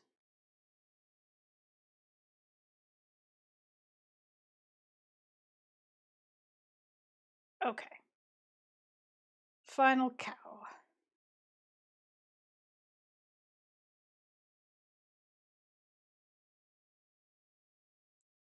I might. I've got just some red clay leftovers. I can re-wet this, strain it, and make some red slip and paint on the stripey pattern. But I'll need to wait until they're dry, or it will just bleed too much. All right, cows complete. The final cow. The final cow.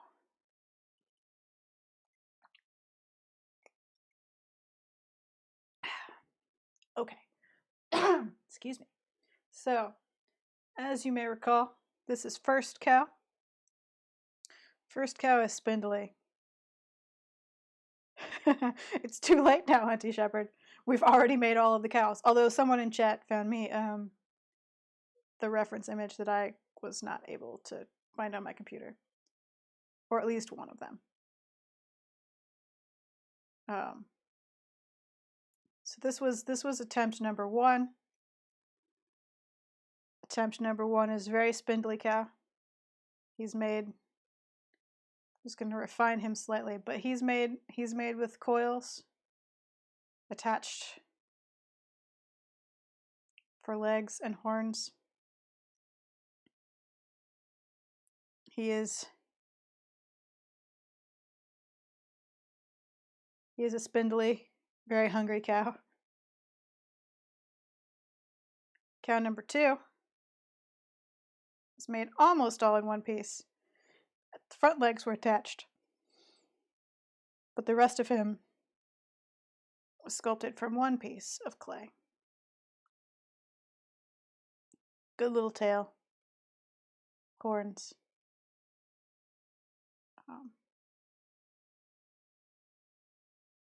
Yeah, cow number 1 is really more deer than cow. Cow number 2 felt like the sort of cow we were looking for, so we went with that. Cow number 3 is all from one piece of clay with nothing attached.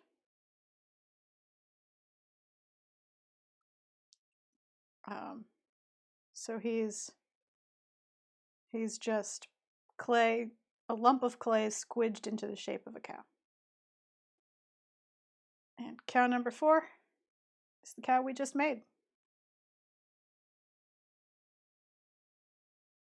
Kind of a little guy. Looking perky. Nice little swoop of a tail.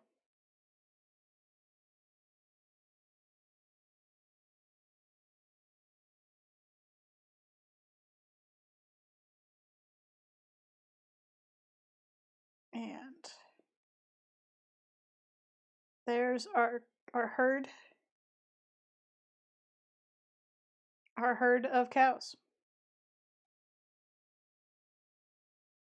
I feel like we got there. I feel like the final 3 cows are pretty solid votive cows. I've got slip that I can, or I've got clay that I can use to make slip that I can strain and paint on with my very cool brushes for slip painting. So we can do that.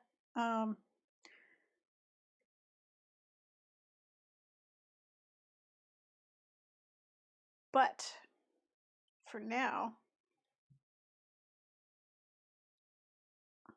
is it time for owl or murder quail? How are we feeling, chat? We've got plenty of time. We've got plenty of time, but if I just keep making cows, I won't have anywhere to put them. Owl. Okay, good. Owl it is. Let's... how big an owl? Let's go for a good-sized owl and just have regrets later. How about that? Oh, let's see. On somewhere. Are they still on my desktop, I wonder? Let's try and use my... Yep, they are still on my desktop.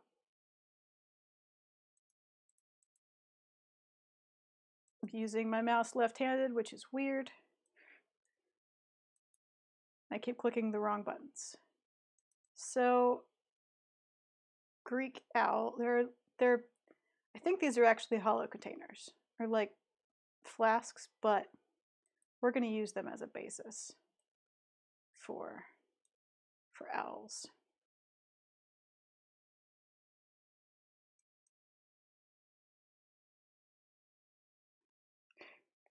Yeah. We've pleased Terra, now we must give Athena her due. Exactly. So I'm going to use these owl flasks as kind of a, a guide for how to shape this owl. Because they are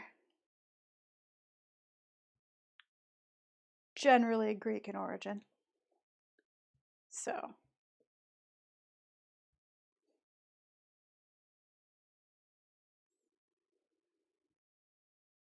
Oh yeah, maybe stick cow is an antelope. Maybe that's what's happened. With deer or an antelope.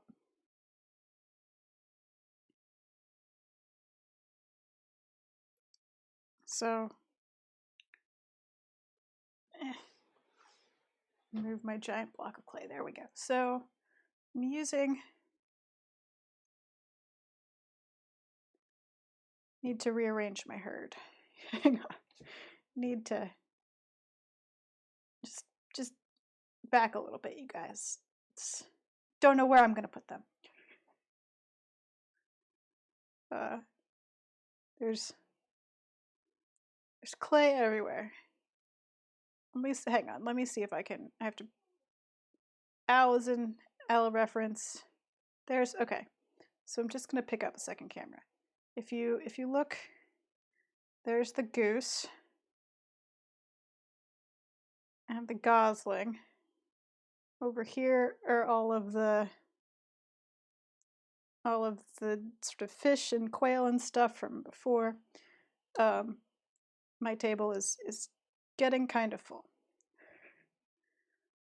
So we'll have second camera pointed at the cows.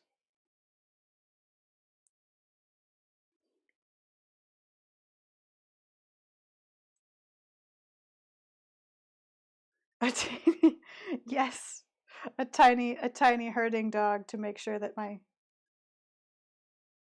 cows all stay where they belong. Okay, so I'm gonna.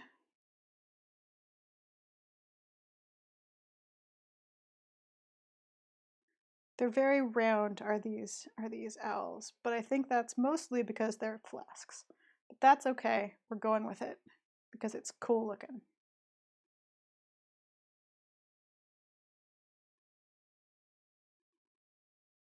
And then a really fat little owl body. Tiny herd.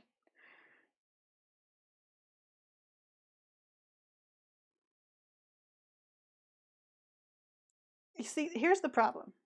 I mean, I say here's the problem like it's the only problem, but the storage problem is that unfired bone dry ceramic, unbisque-fired, is so fragile.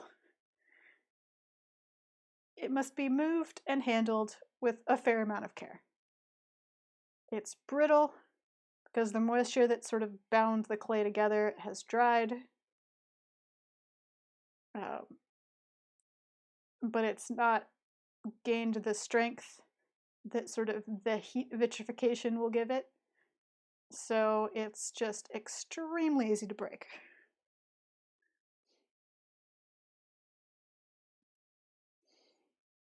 So then he's got his head, which is just like a sort of a slightly separate, very circular shape.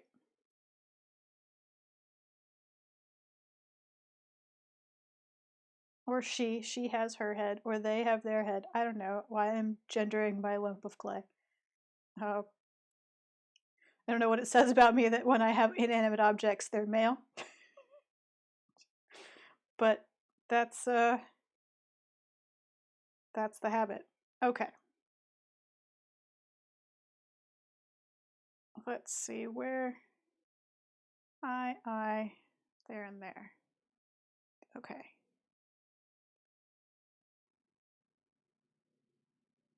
Yeah, well, what I need is shelves, but what I can't get right now because you can't get furniture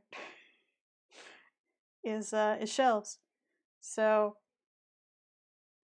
on my Patreon, I've got this goal listed as like if it's this much, I can buy a whole shelving unit to go in the corner of my office.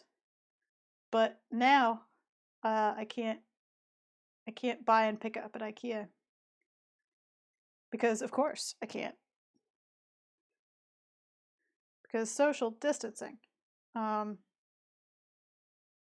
delivery is not ideal, but also costs like almost as much as the shelves themselves. So no shelves for now. Oh, you can really see the sand now that I've... So yes, a very round owl that kind of goes into like a point for the tail.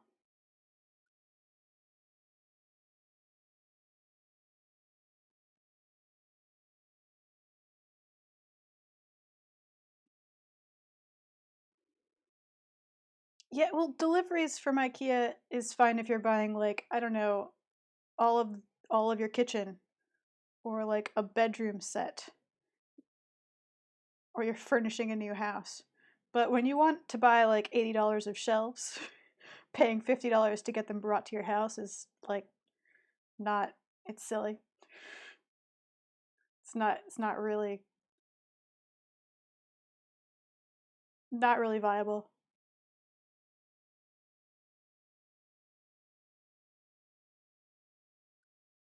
Okay, this needs to be sort of a smoother transition, I think. Gets a little bit thin, a little bit fast. We'll add some clay. Add some clay in there because I like the shape, but I think, yeah, it's more like that.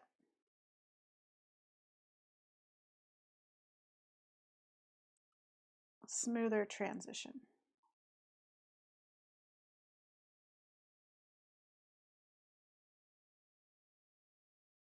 There we go.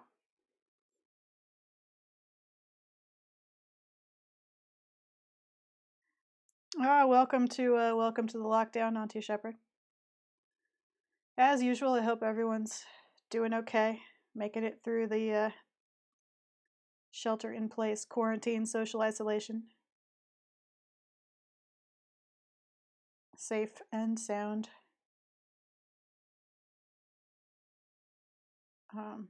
To everyone who already worked from home and whose coping mechanism was leaving, I hear you. That's me. It's interesting now.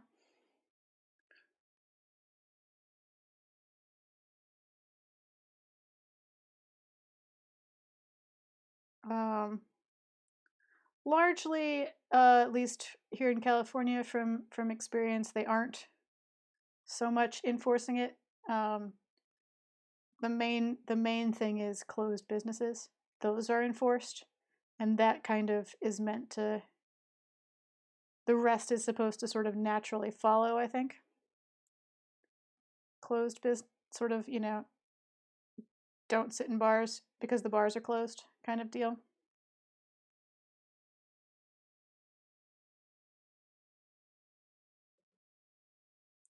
But yeah, a lot of services are... hardware stores are essential, groceries are essential, the post office, any place that operates as a mail order company is considered essential, and employees can keep coming to work. Although, again, how safe that is questionable. So,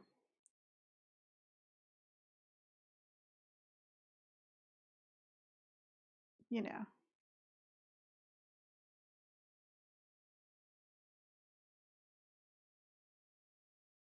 Yeah, the cat food place where I buy my cat food is open. Um, you know, there's a...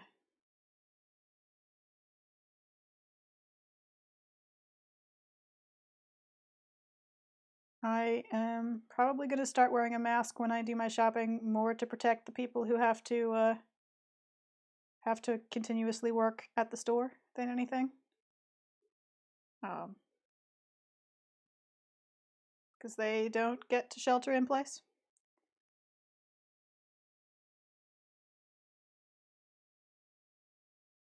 I'm also going to take a little bit of sort of credit card funds and make some small purchases from all of the local places that I like that are trying hard to transition to some kind of delivery slash mail order business to have enough income to stay open. Hopefully help them out a little bit. It's not much, but I want them to still be here in a few months. So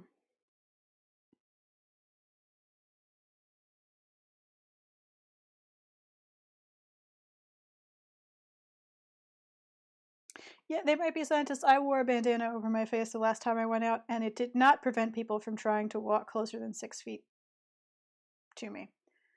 I was like walking in the street, just it feels weird to be the person that like ducks out of someone's way and like walks down the middle of the street instead of passing them on the sidewalk, but like just come on.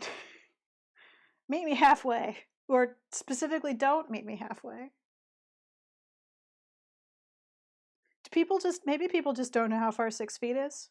Maybe they just can't conceptualize the distance. I don't know.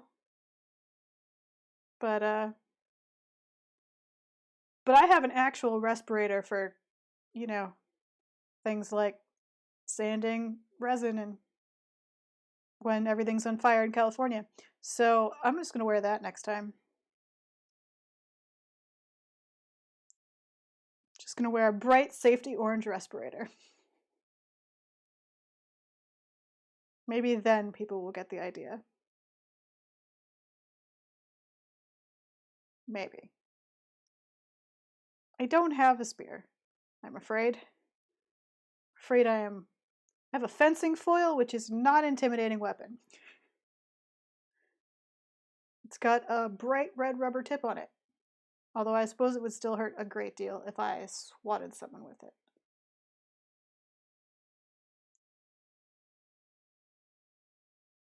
But no spear. If I could stab you, you're too close. So y'all, here's the thing I learned working at a fabric store, because I went to art school and, you know, that's what happens. The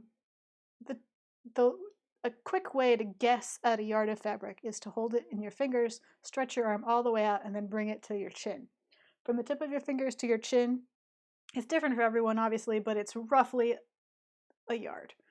So if we can brush fingers, we're slightly too close. You should not be able to reach out and touch the tips of your fingers. You should be farther away than that.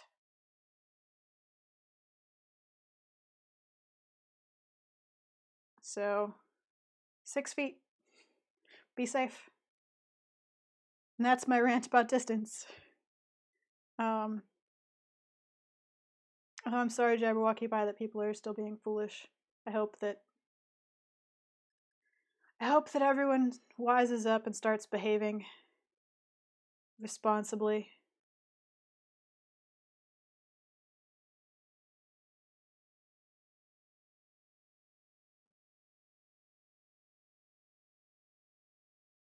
I hope.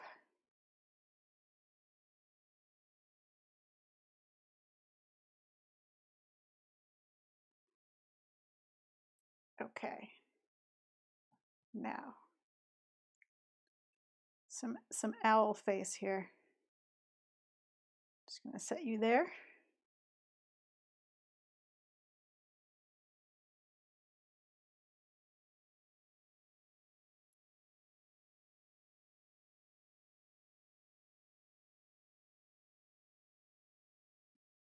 Oh, good, Jabberwocky Pie. I'm glad that you've got your wrist breaks ordered. I hope that will help. So, then they have these amazing faces where this is definitely not how they were originally produced, but I'm kind of just I'm winging it here. But they've got such a good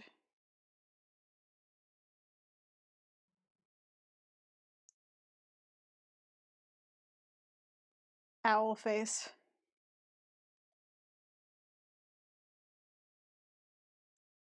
Kind of like that.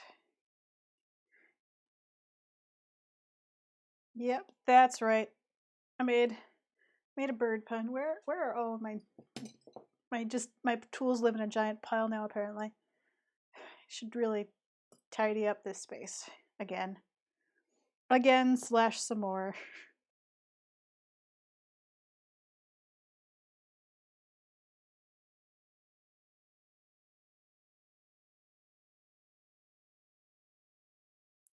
But yeah, so it's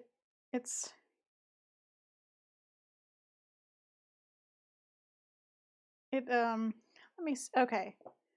I think they're the ones that I'm looking at in photos are probably slip cast. The owl flasks that I'm basing this on. But that's okay. Because we can replicate sort of a similar shape without that.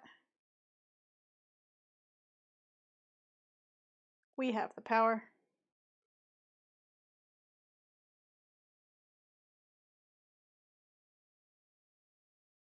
So yeah, they kind of come up into these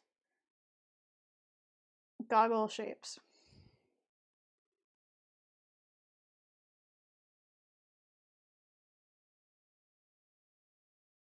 That are just perfect.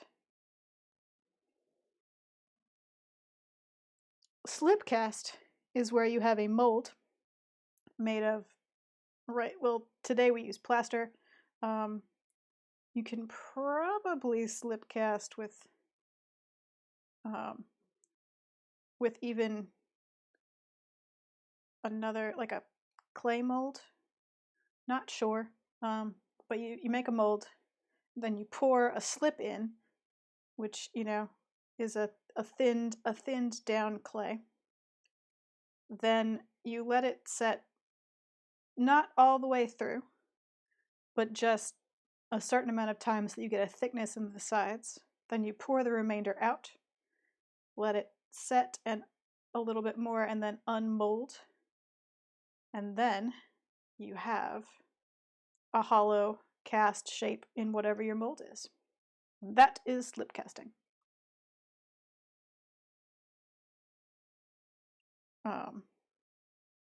They could also have press molded them, but slip casting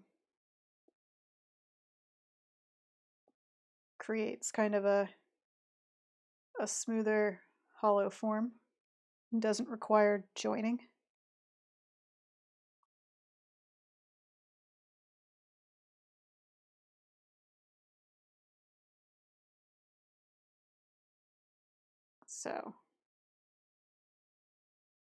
So yes, that is slip casting.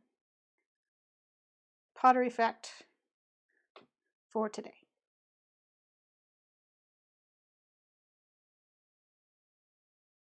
Because I don't consider my hatred of this kind of clay a pottery fact so much as a pottery rant.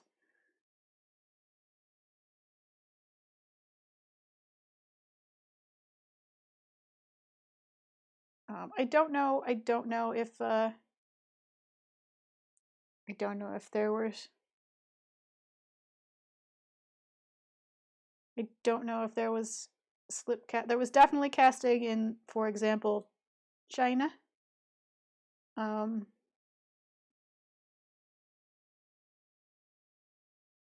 At some point, I don't know at what period. I think the terracotta warriors were press molds, maybe. But I'm not sure.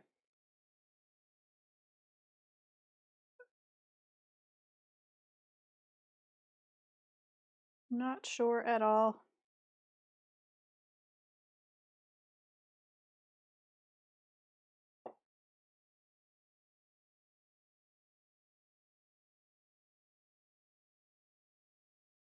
Okay.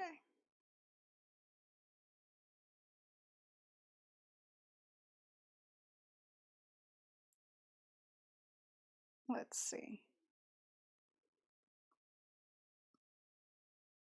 I mean, to be fair, they could have been built in any number of ways. They could have been coiled up hollow and then decorated afterwards.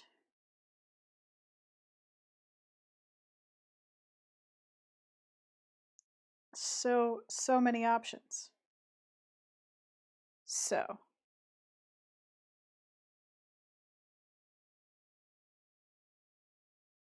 getting my little owl face going here.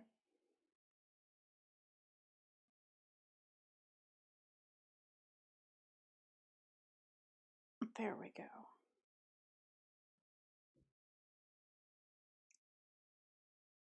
Don't amphora have like a don't they have like a conical bottom? I think you have to throw amphora in 2 halves.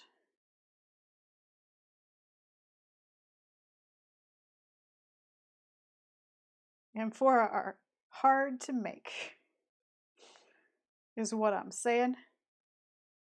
You have to throw them in 2 parts, and they have to meet up at the seam exactly, so you have to throw them very carefully to the exact same size. And then you join them.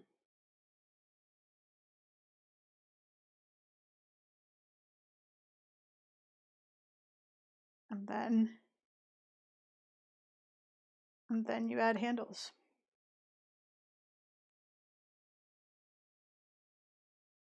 I mean, that's if you throw them. I guess you could coil and scrape them and still do it in 2 halves, but you know, they still have to match, but it would take a lot longer.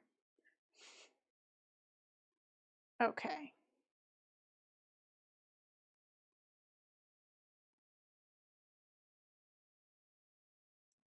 Got my owl going here. Let's see. So then this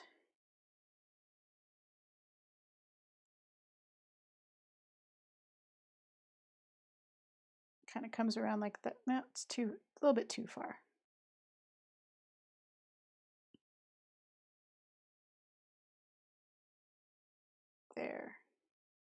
There-ish.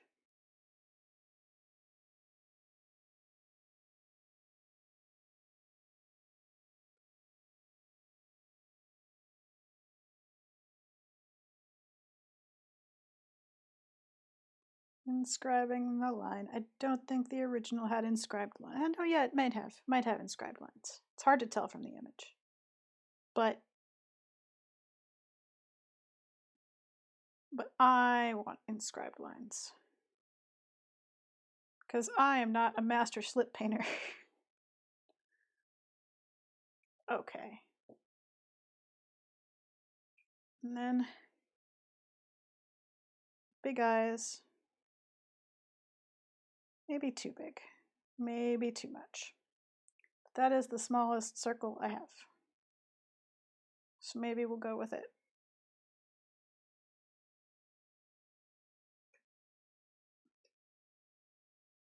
Nope, too much. Too much. Have to figure it out.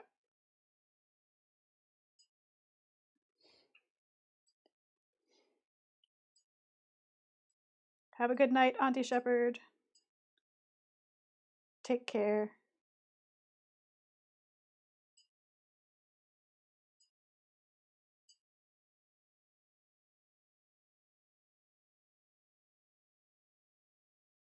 Okay. Then owl. Let's see, where does owl sit? Owl sits right on kind of here. Nope. If he's gonna sit there, he needs some sort of base. Just leave that there as a note.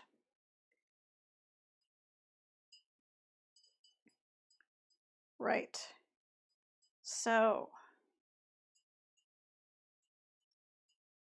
thing about Greek pottery is that most of the decoration is done with slip painting and not incising. So we're not going to do a lot of detail on the owl yet.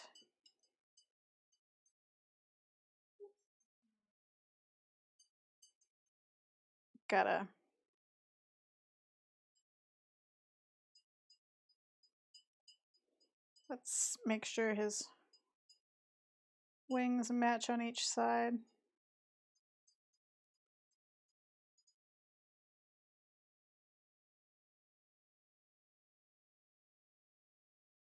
Yep, okay.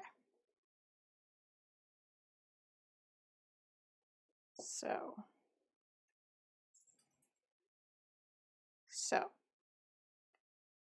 Sword.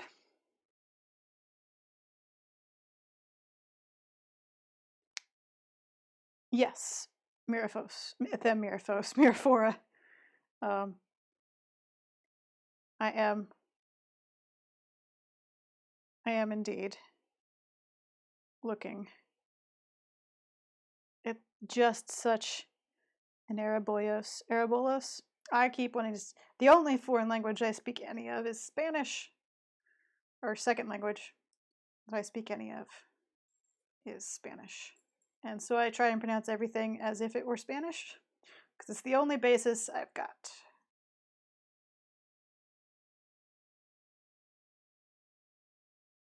And I understand that it is incorrect. Okay, so how are we gonna... I think we need a sword and a foot like here.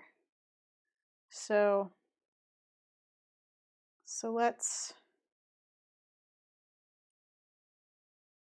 see, a sword.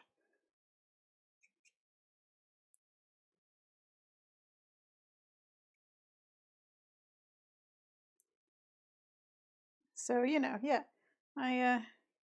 I'm just gonna mispronounce Greek as if it were Latin, as if it were Spanish. So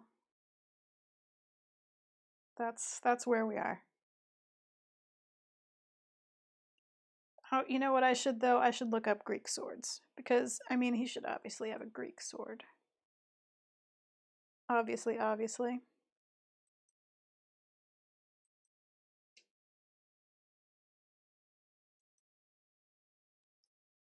Greek sword. Show me Greek swords. Bronze, sure. A bronze Greek sword. That's a gladiator sword.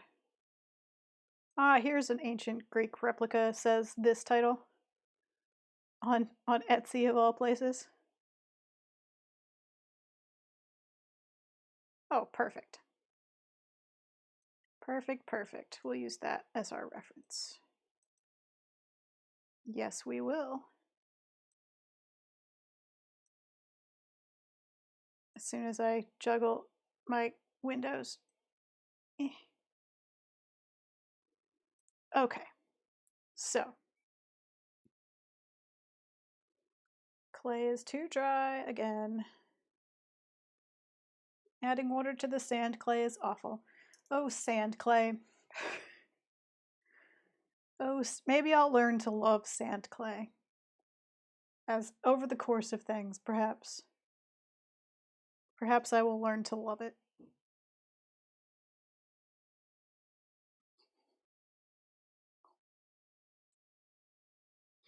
But I have my doubts.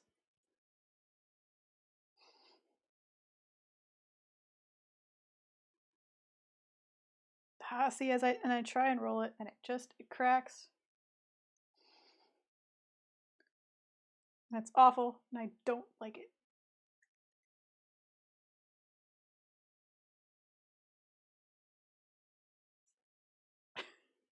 Sorry, I'm watching my roommate hug my cat, and it's really adorable, and it's very distracting. I apologize. Apologize for silence. It's so adorable. And I'm gonna make you guys wait while I take the world's most long-distance picture. Sorry. You're just gonna have to deal. He's purring. Of course he's purring. He's getting a hug. Anyway, sorry. It's the cutest thing you've ever seen. And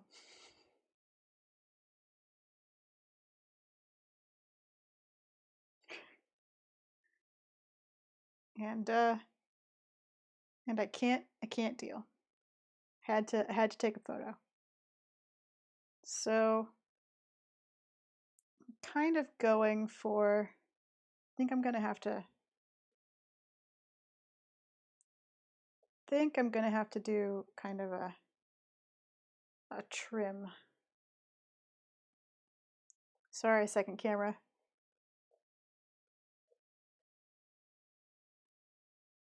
So it's that sort of leaf shape-ish, where it comes in and then out and then in again, like that.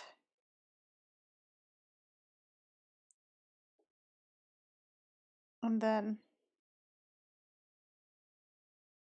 hilt.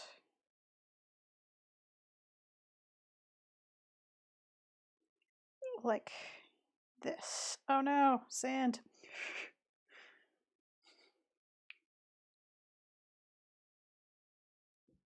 Oh no, it's gone out of sync. Ah. It was doing so well. Oh well. What can you do?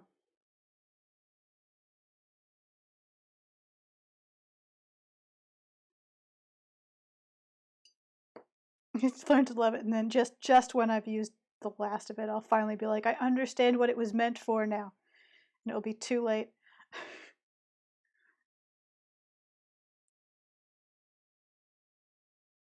Or I'll never learn to love it. I'll dislike it the whole time.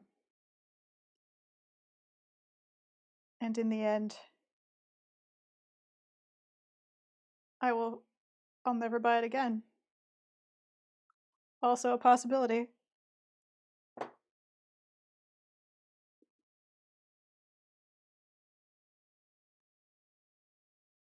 I could use some. I could use some of it for slip, though. I could strain the sand out. Just make nice. Oh no! I could strain the sand out and then just reconstitute buff clay. Oh, that's so much work. But like honestly, a little tempting. But someone's put so much effort to add the sand in just the right amount, and yet I could undo all of their hard work.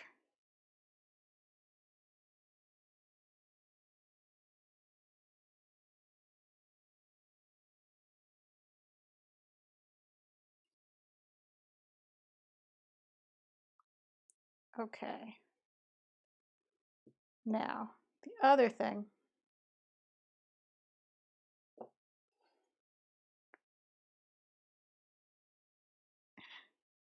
Maybe they got it. Maybe this isn't how it's supposed to be. Yeah, I don't know, but I suspect that that is not the case. I suspect that there's just an expected sacrifice for the properties sand brings to it. It's probably okay if you're the kind of person that sort of builds a hollow form and then sculpts by adding bits to it, just sort of, as like kind of when I was doing here when I was just squidging bits on to fix the shape. It seems to work okay for that. So it's very probable that it's just the wrong kind of clay for the way I use clay. Just for my preferred processes. It's got too many drawbacks.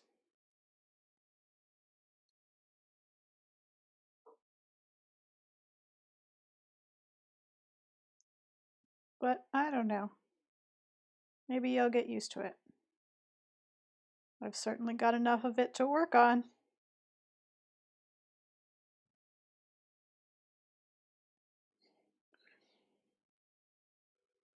I don't, it must have been on sale. I can't imagine why I bought quite so much of it if I'd never used it before.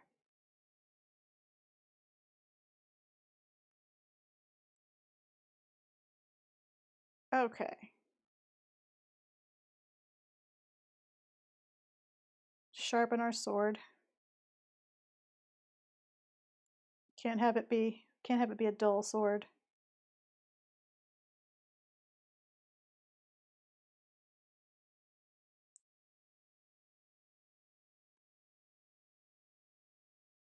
Okay.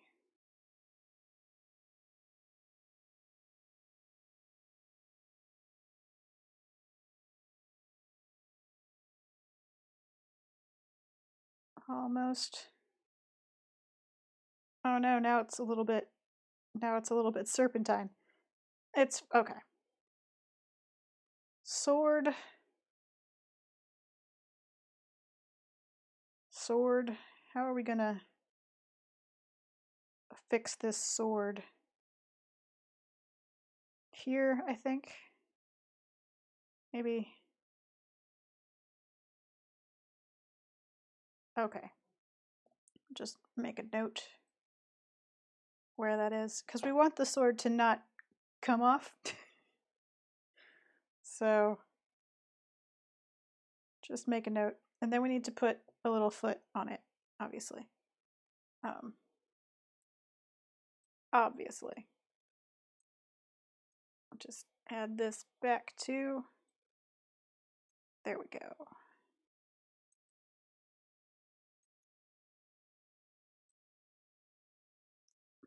Okay. And it probably would have like painted on, I feel like, feet, so it would be like just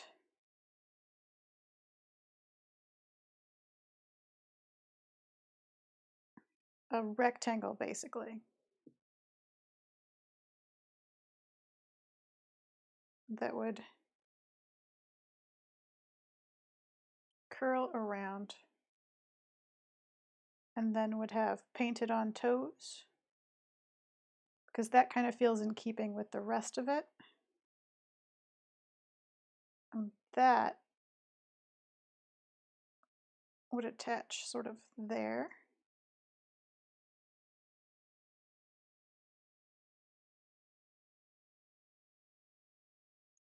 So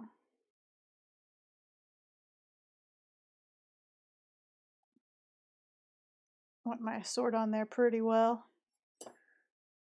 It's a little bit curved because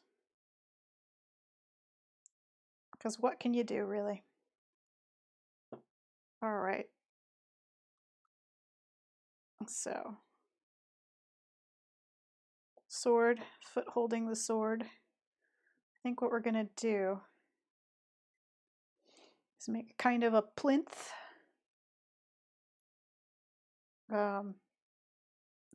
We're gonna juggle this for a minute. Put you gently there. And how big a plinth? This big a plinth. Bring out my cookie cutters. Or this big a plinth. Well, we'll start with this one. We'll paint feet on the plinth on the other side, but it will help support both owl and sword.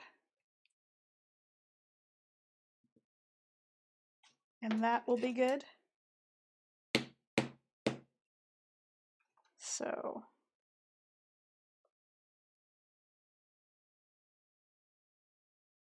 cookie cutter plinth.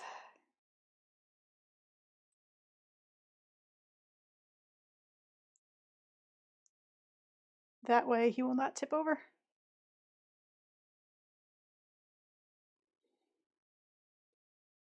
Oh, we're gonna have to hollow it.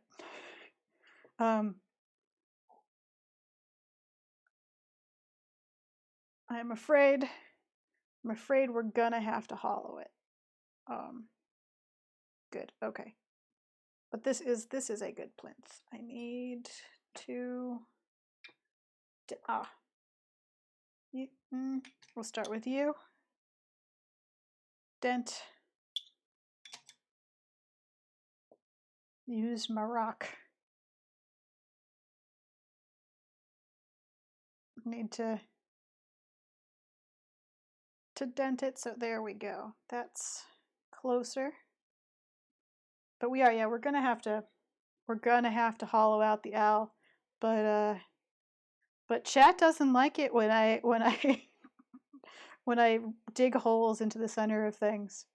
If I did this any bigger, I would have actually. Even at this size, I might have, if it wasn't impromptu live, I might have done a balloon inside and left a hole in the bottom so I could easily pull him hollow. But we didn't plan for that. So he will be disemboweled off screen later when he's a little bit firmer. He's big enough that I might actually have to cut him down the middle, or down the middle-ish. So, yes, plinth helps. Good. So yeah, I felt like you guys probably didn't want to watch.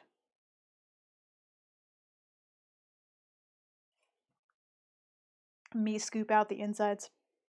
Because you always get so concerned and offended on behalf of my clay animals when I have to start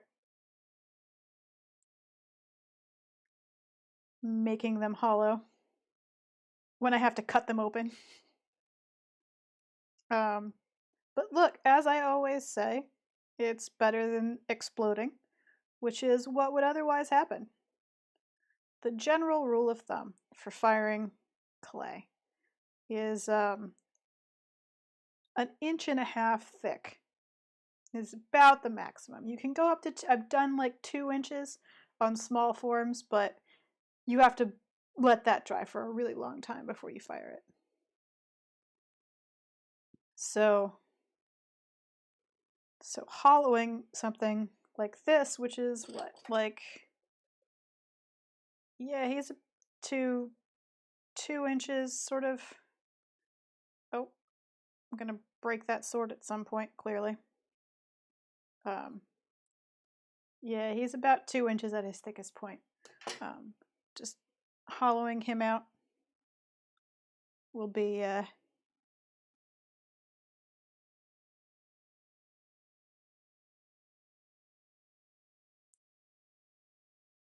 safer.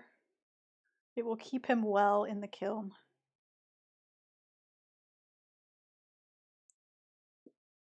It'll make firing him a less concerning proposition.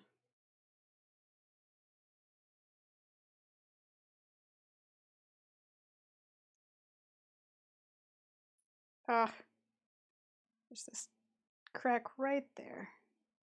I keep making it worse by touching it. Okay. I feel like I'm too close to the camera. Am I too close to the camera? I haven't put on the reading glasses yet, so I assumed I was okay. Yes, I've moved away. I apologize. That was my fault. I was doing that thing where you hold it closer and closer to your face to see the detail, but not so close that I had to put on the glasses. So not enough that I need to just permanently adjust the focus. Just tidying up. So there's going to be pupils, feathers. If anybody has a link to a visual of, I say if anybody, I mean Mirafora has happens to have a link to a visual of the kind of owl that I am replicating. Just handy. Putting it in chat would be super awesome because I can't show you mine because they're digital. So, but they have painted on details. So it'll be painted on eyes, painted on feathers. Thank you. You're the best. Painted on eyes, painted on feathers, in sort of black and red slip. So that he'll have his details will be crisp painted. And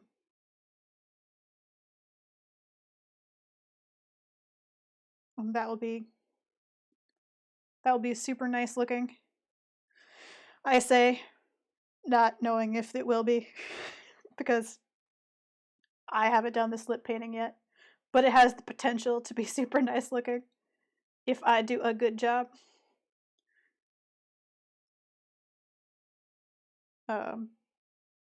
But slip painting is super cool. It's how all of your favorite Greek pottery was done. And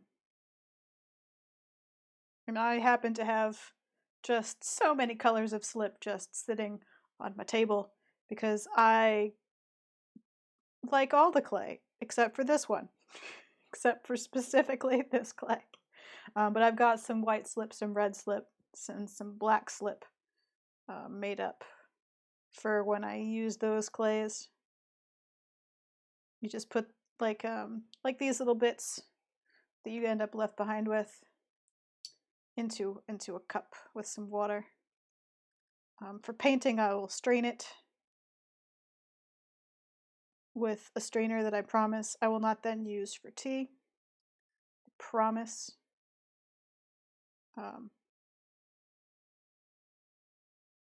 And then paint thin to the right consistency with water and paint with a nice brush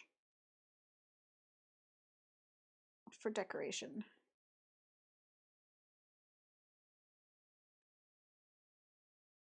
And that will be how he gets his eyes. Eyes, little radiating feathers, some dots. I'll probably paint all of this around in maybe black and then scrape out some dots.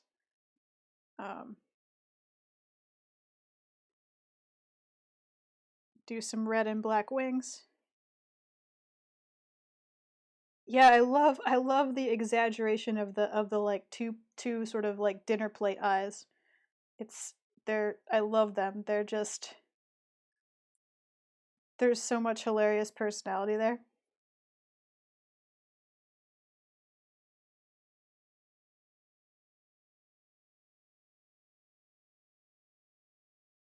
But I love it. I love it so.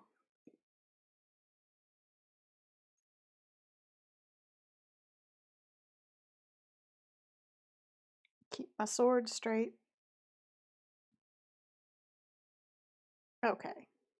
A little bit of water. Last bit of smoothing. But like what? They might be scientists.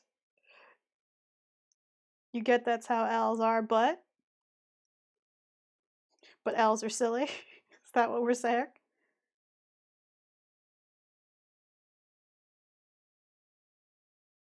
But why? It is silly. It is silly, and I love it for that. These are some of my favorite Greek pots, actually. Or the owl. The owl Arabolos. Balos? The Arabalos? That word that's in Greek. Just gonna keep calling them flasks. I think that they are hilariously adorable.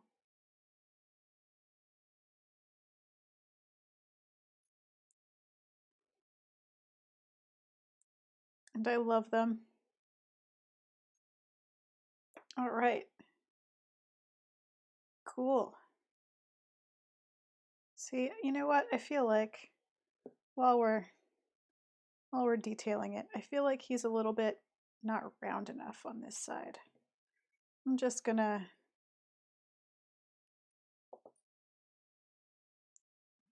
add some clay. Yeah, that's better. Oops. Fingernails, such as they are. Trying very hard not to like shatter this sword because it's already starting to dry and have the same problem as those fins on the fish.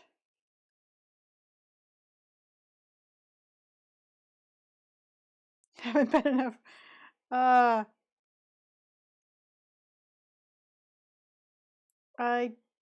Owls are just silly. Is what it comes down to. They need to be able to see in the dark. So they have crazy eyes.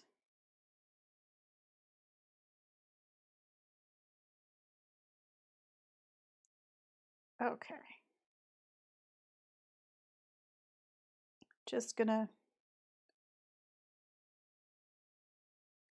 try and smooth this out.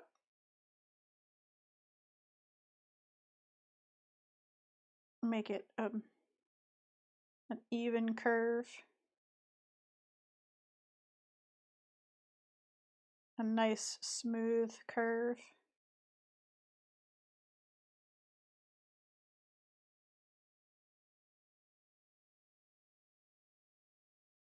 There we go. That's better. I want my owl to be good and round. You know.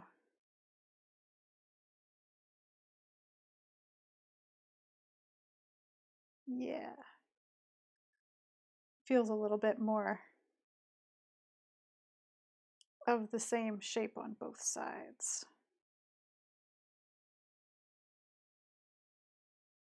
Yes. Good. Good owl.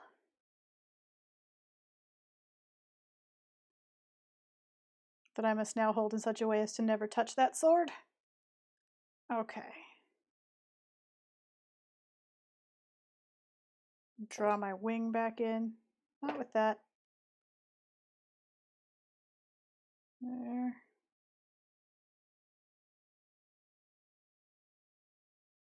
Okay. There. How did I do it on that side? Goes like that.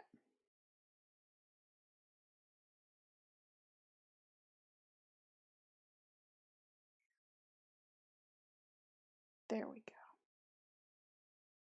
Good.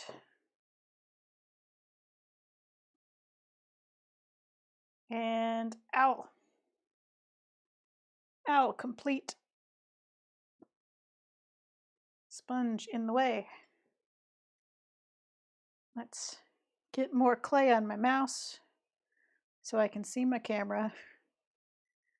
Or at least I can see what I'm showing you on my camera. So we can... Oh, it's been on screen the whole time. It's just moved out of the way. Okay. So, owl. Owl.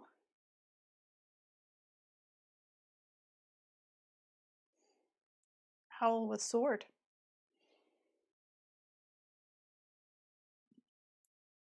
And plinth. Which... just... Yay! Look at this very good tool. There we go. Sits. Does not tip. Good untipping owl. You can just stare blankly into the camera there. Just straight there. Okay. Slap that owl. Oh no. So we've got an owl. We have three Minoan votive cows. Good cows.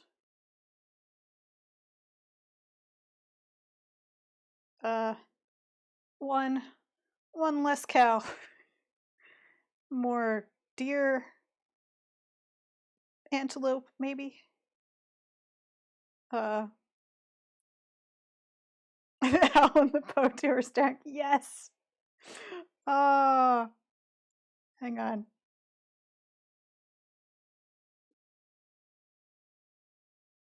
There you go.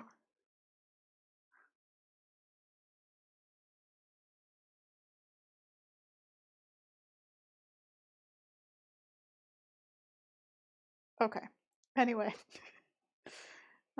Spindly. See how dry the tips of those antlers already are? Anyway.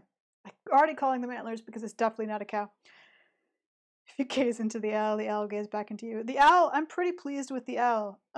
It's a pretty solid owl in one of my favorite shapes of Greek pottery. I like the way they stylize the owl. I support the faceplate owl stylization.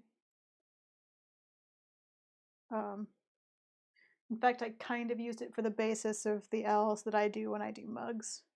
Not quite like this. I just impress and then pinch, but you know, that's where I got the idea. So, good owl. Keep looking into the camera. It's funny when you look into the camera. Just stay there. So, owl, cows. I feel like we've accomplished what we set out to accomplish on Friday tea time this week. I hope you enjoyed my exploration of how to fake ancient Greek pottery. I will show you photos when I do slip painting. If you're a patron, I'll probably show you a bunch of photos and some process stuff, maybe even a video, if I can remember to set up and take it. But I will do finished painted version photos on Twitter. That means it's time for the wrap up. The wrap up is all the things that you can do to support me. You know what they are. I have a Patreon. You can become a patron. For $2, you get to see all the posts behind the scenes. For $5, you get to bug me for sketches. And for $10 every quarter, I will mail you a print. Those have already gone out, by the way, for the first quarter, so my $10 patrons will be getting prints in the mail soon. Possibly longer, depending on where they live, but they are in the mail. And I will post next week's streaming schedule on Twitter. It will be lighter than this week. I'm going to probably drop the gaming from my schedule. Not a lot of people show up, and it turns out an introvert can over-socialize on the internet. So, probably Tuesdays and Thursdays, instead of streaming, I will put stuff up for patrons. More special stuff for patrons. Anyway, if you want to just make a one-time donation, I have a Ko-fi or a coffee, but I refuse to say it that way.